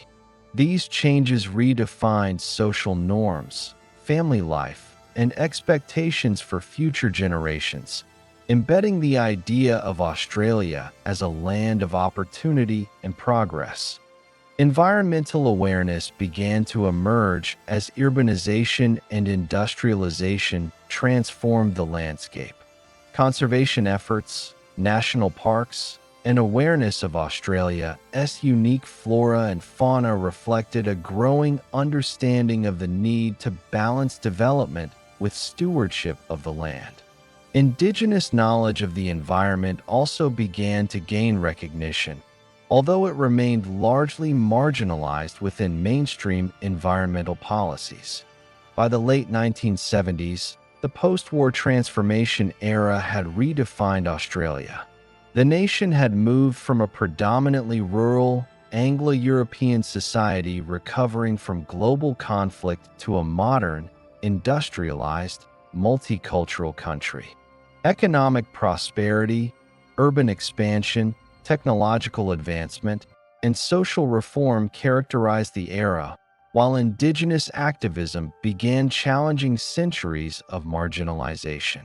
Australia's international profile had risen, and the foundations were laid for continued cultural, social, and political evolution into the 21st century. This era underscores the dual nature of progress, the remarkable growth, modernization, and prosperity enjoyed by settlers and migrants, and the ongoing struggle of Indigenous Australians for recognition, rights, and equality. It highlights a society in transition, balancing tradition with innovation, national identity with global integration, and economic development with social justice.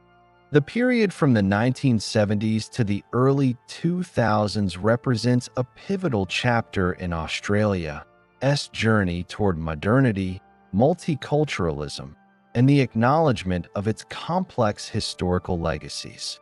The nation, transformed by post-war immigration, industrialization, and social reform, faced new challenges and opportunities as it confronted questions of identity, governance, and social justice, all while navigating an increasingly interconnected world. In the 1970s, Australia began to redefine its social and political landscape. Progressive reforms under the Whitlam government, 1972 to 1975, marked a watershed moment in public policy. Healthcare became more accessible through the establishment of Medibank, a precursor to the modern Medicare system. Education reforms expanded access to tertiary education, ensuring that universities could accommodate students from diverse backgrounds. Social policies addressed issues such as housing, welfare, and women's rights, signaling a broader commitment to equality and opportunity. These reforms reflected the maturation of Australian democracy, emphasizing inclusion and the social responsibilities of government. Simultaneously, the movement for Indigenous rights gained momentum. Decades of activism bore fruit in the Aboriginal Land Rights Northern Territory Act of 1976, which granted Indigenous communities legal recognition and control over some traditional lands. This landmark legislation acknowledged historical dispossession and sought to rectify it, providing a foundation for future legal battles and cultural recognition. Indigenous activism extended beyond land rights, encompassing education, health, political participation, and cultural preservation. These decades were crucial for asserting the voices of Aboriginal and Torres Strait Islander people in shaping national policy and identity. Legal developments during this period had profound significance. One of the most transformative moments in modern Australian history was the Mabwa decision of 1992. The High Court recognized the principle of native title, overturning the long-standing doctrine of terra nullius, which had treated Australia as land belonging to no one before European settlement. This decision not only affirmed Indigenous Australians' connection to their lands, but also reshaped legal, political, and cultural understandings of justice, ownership, and historical recognition. The ruling catalyzed further legislation, including the Native Title Act of 1993, embedding Indigenous rights more firmly within the Australian legal framework. During this era, multiculturalism became a defining feature of Australian society. The formal dismantling of the White Australia policy, begun in the late 1960s, accelerated in subsequent decades, welcoming migrants from Asia, the Middle East, and beyond. Refugees from Vietnam, Lebanon, and other conflict zones found new homes in Australia, contributing to the nation's linguistic, religious, and cultural diversity. Cities such as Sydney and Melbourne became vibrant mosaics of ethnic communities, each contributing to cuisine, festivals, commerce, and the arts. Multicultural policy emphasized the coexistence of diverse identities while fostering social cohesion, reshaping Australia's national character in profound ways. The economy during these decades underwent significant modernization and globalization. Australia shifted from a manufacturing-focused economy towards services, finance, and knowledge industries. Mining and resource exports continued to drive growth, while trade expanded with Asia, particularly Japan and China. Technological advancement, telecommunications, and innovation facilitated integration into the global economy, connecting Australian markets to international flows of goods, capital, and information. Economic transformation was accompanied by social changes. Rising living standards, urban development, and a growing middle class redefined expectations and lifestyles across the continent. Culturally, Australia experienced a renaissance in art, literature, film, and music. Writers explored themes of identity, migration, Indigenous experience, and historical reflection, producing works that resonated nationally and internationally. Film and television portrayed Australian life with greater authenticity, reaching global audiences and showcasing the country's diverse stories. Artistic movements emphasized both contemporary concerns and Indigenous heritage, fostering dialogue between past and present. Sport, too, became a central component of national identity, uniting Australians across regions and backgrounds through shared passion and competition.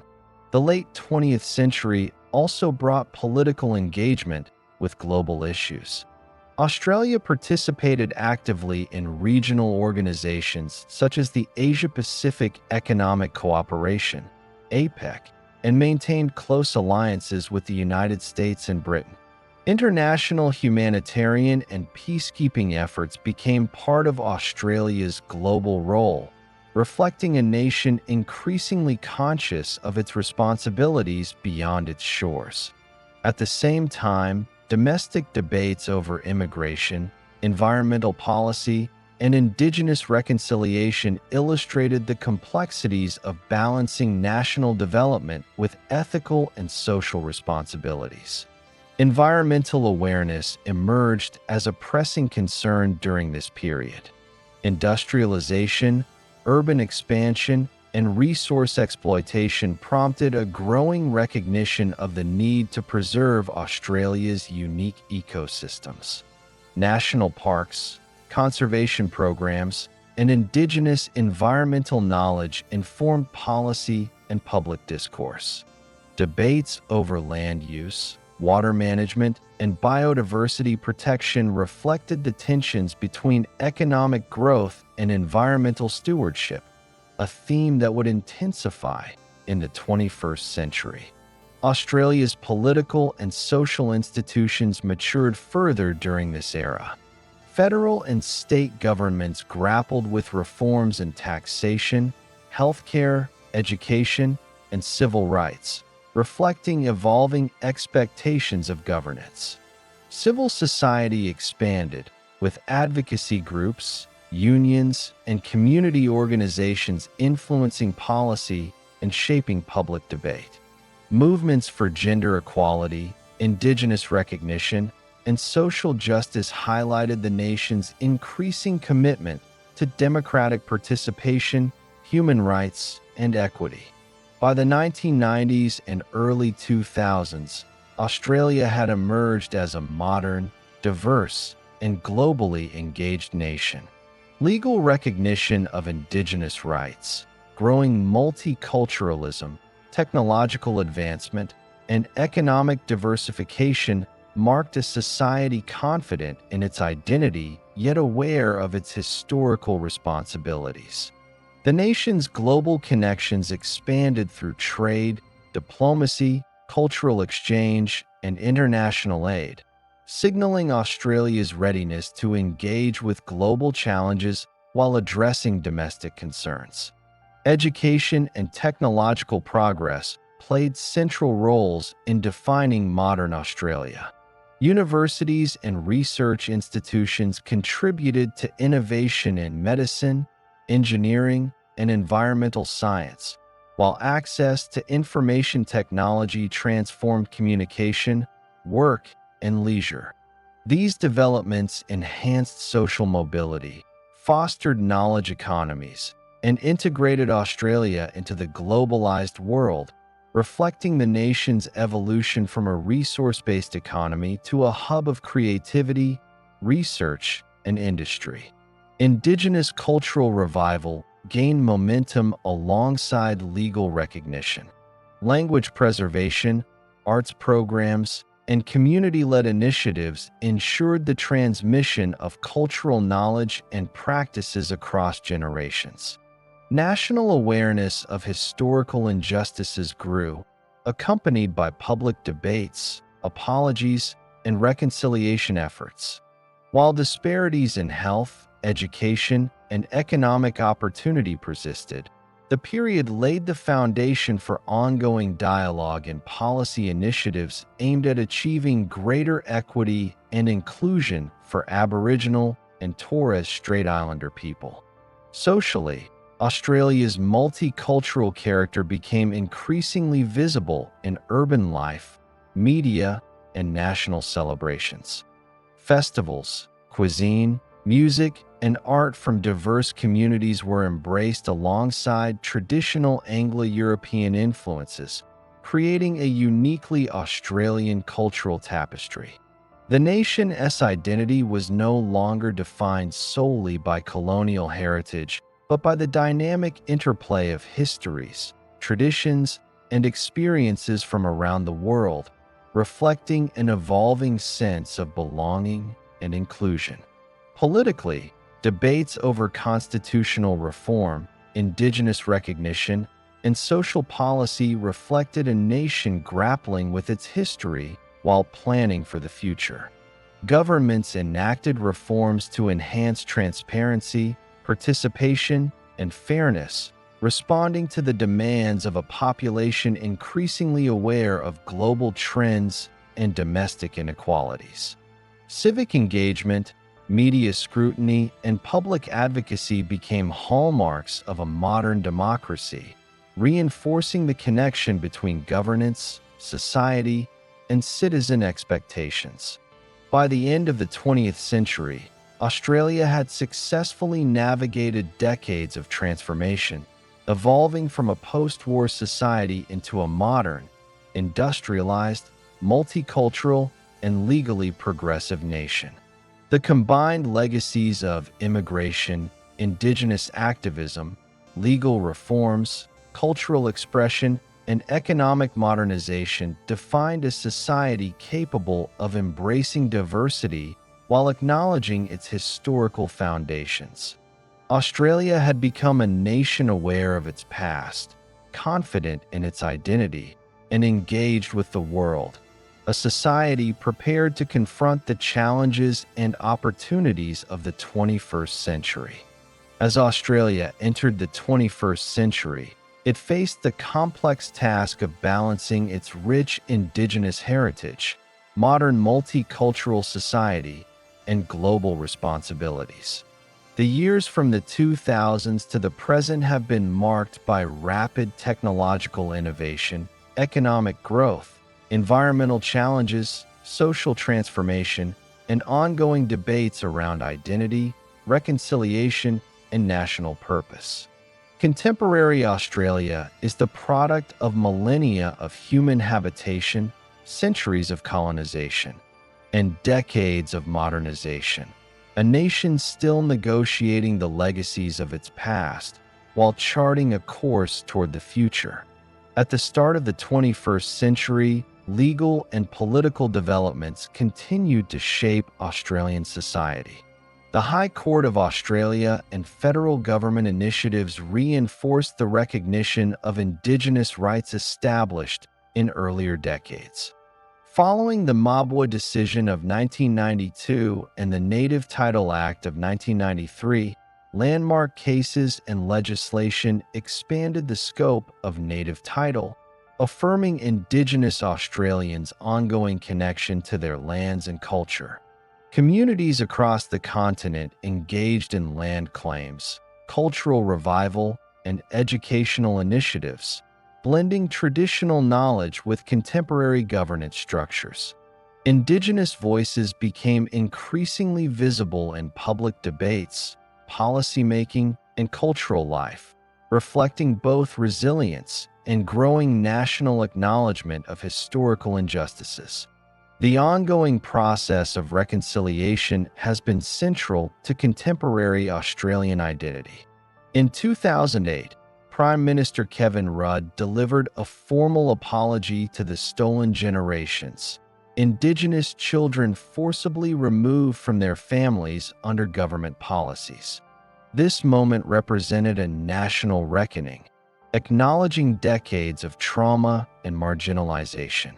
Reconciliation efforts have since included education programs, cultural festivals, institutional recognition, and initiatives aimed at reducing disparities in health, education, and economic opportunity. While progress has been uneven, these initiatives symbolize Australia's ongoing journey towards social justice and national healing. Economic transformation has continued to define contemporary Australia. The nation's economy, long reliant on mining and agriculture, has diversified into services, finance, technology, and knowledge-based industries. Cities like Sydney, Melbourne, Brisbane, and Perth have become economic hubs, connecting Australia to Asia, Europe, and the Americas. Global trade agreements and foreign investment have positioned Australia as a key player in the Asia-Pacific region, while technological innovation has revolutionized communication, finance, healthcare, and education.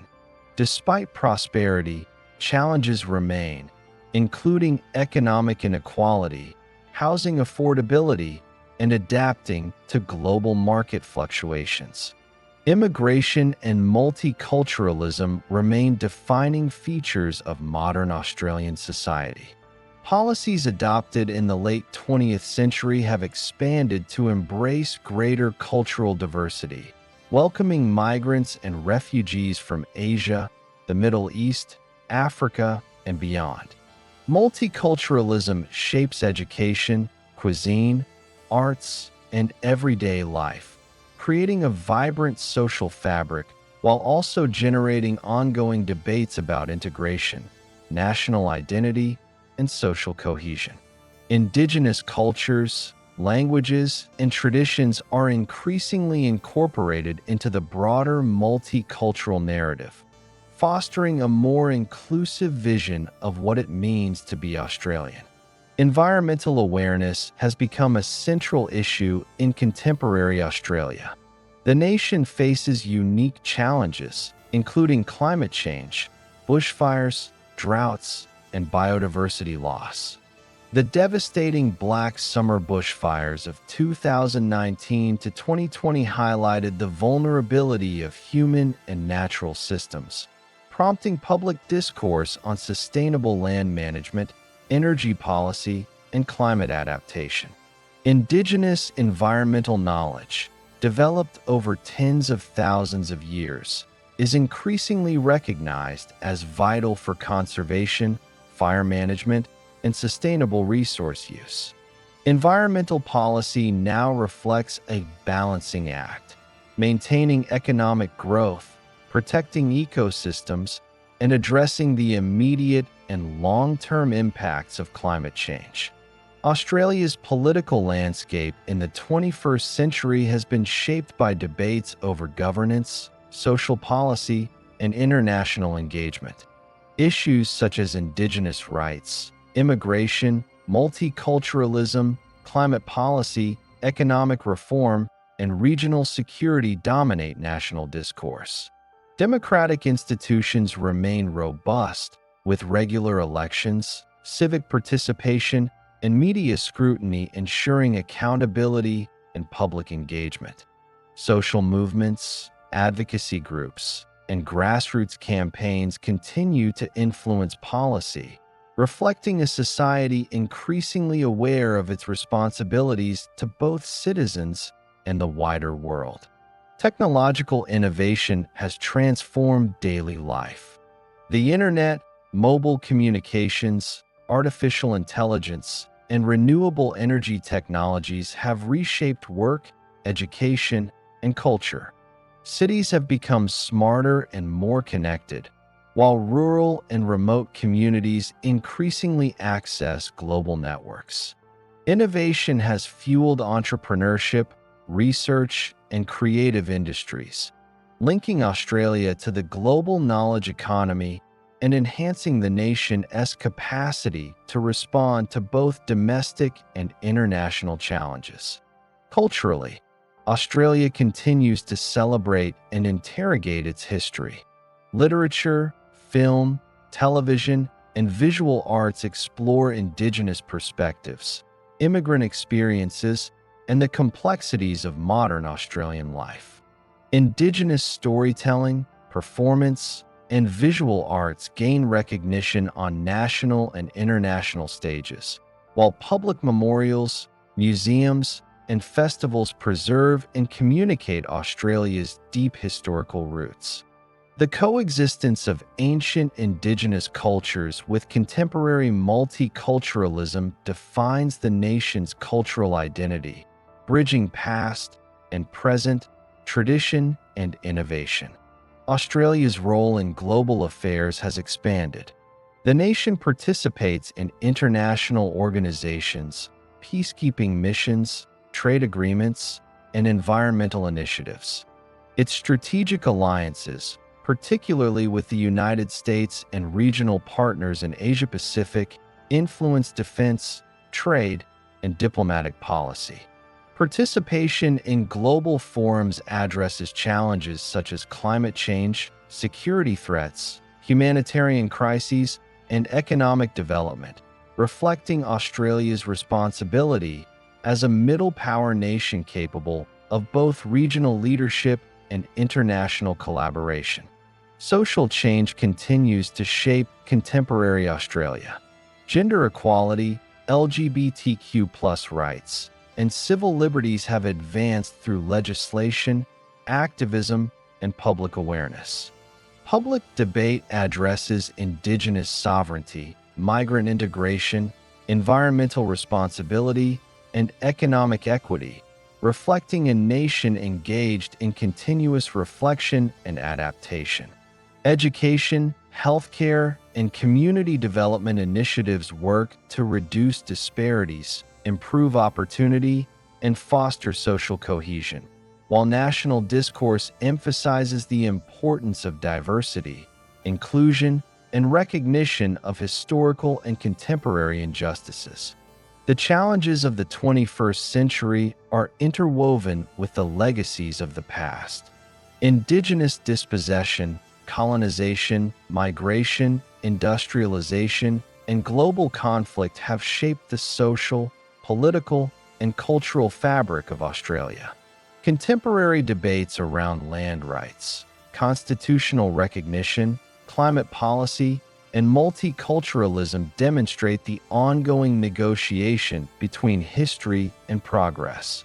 Australians today navigate a society built on resilience, adaptation, and diversity, acknowledging the responsibilities inherited from previous generations while creating pathways for future sustainability and inclusion.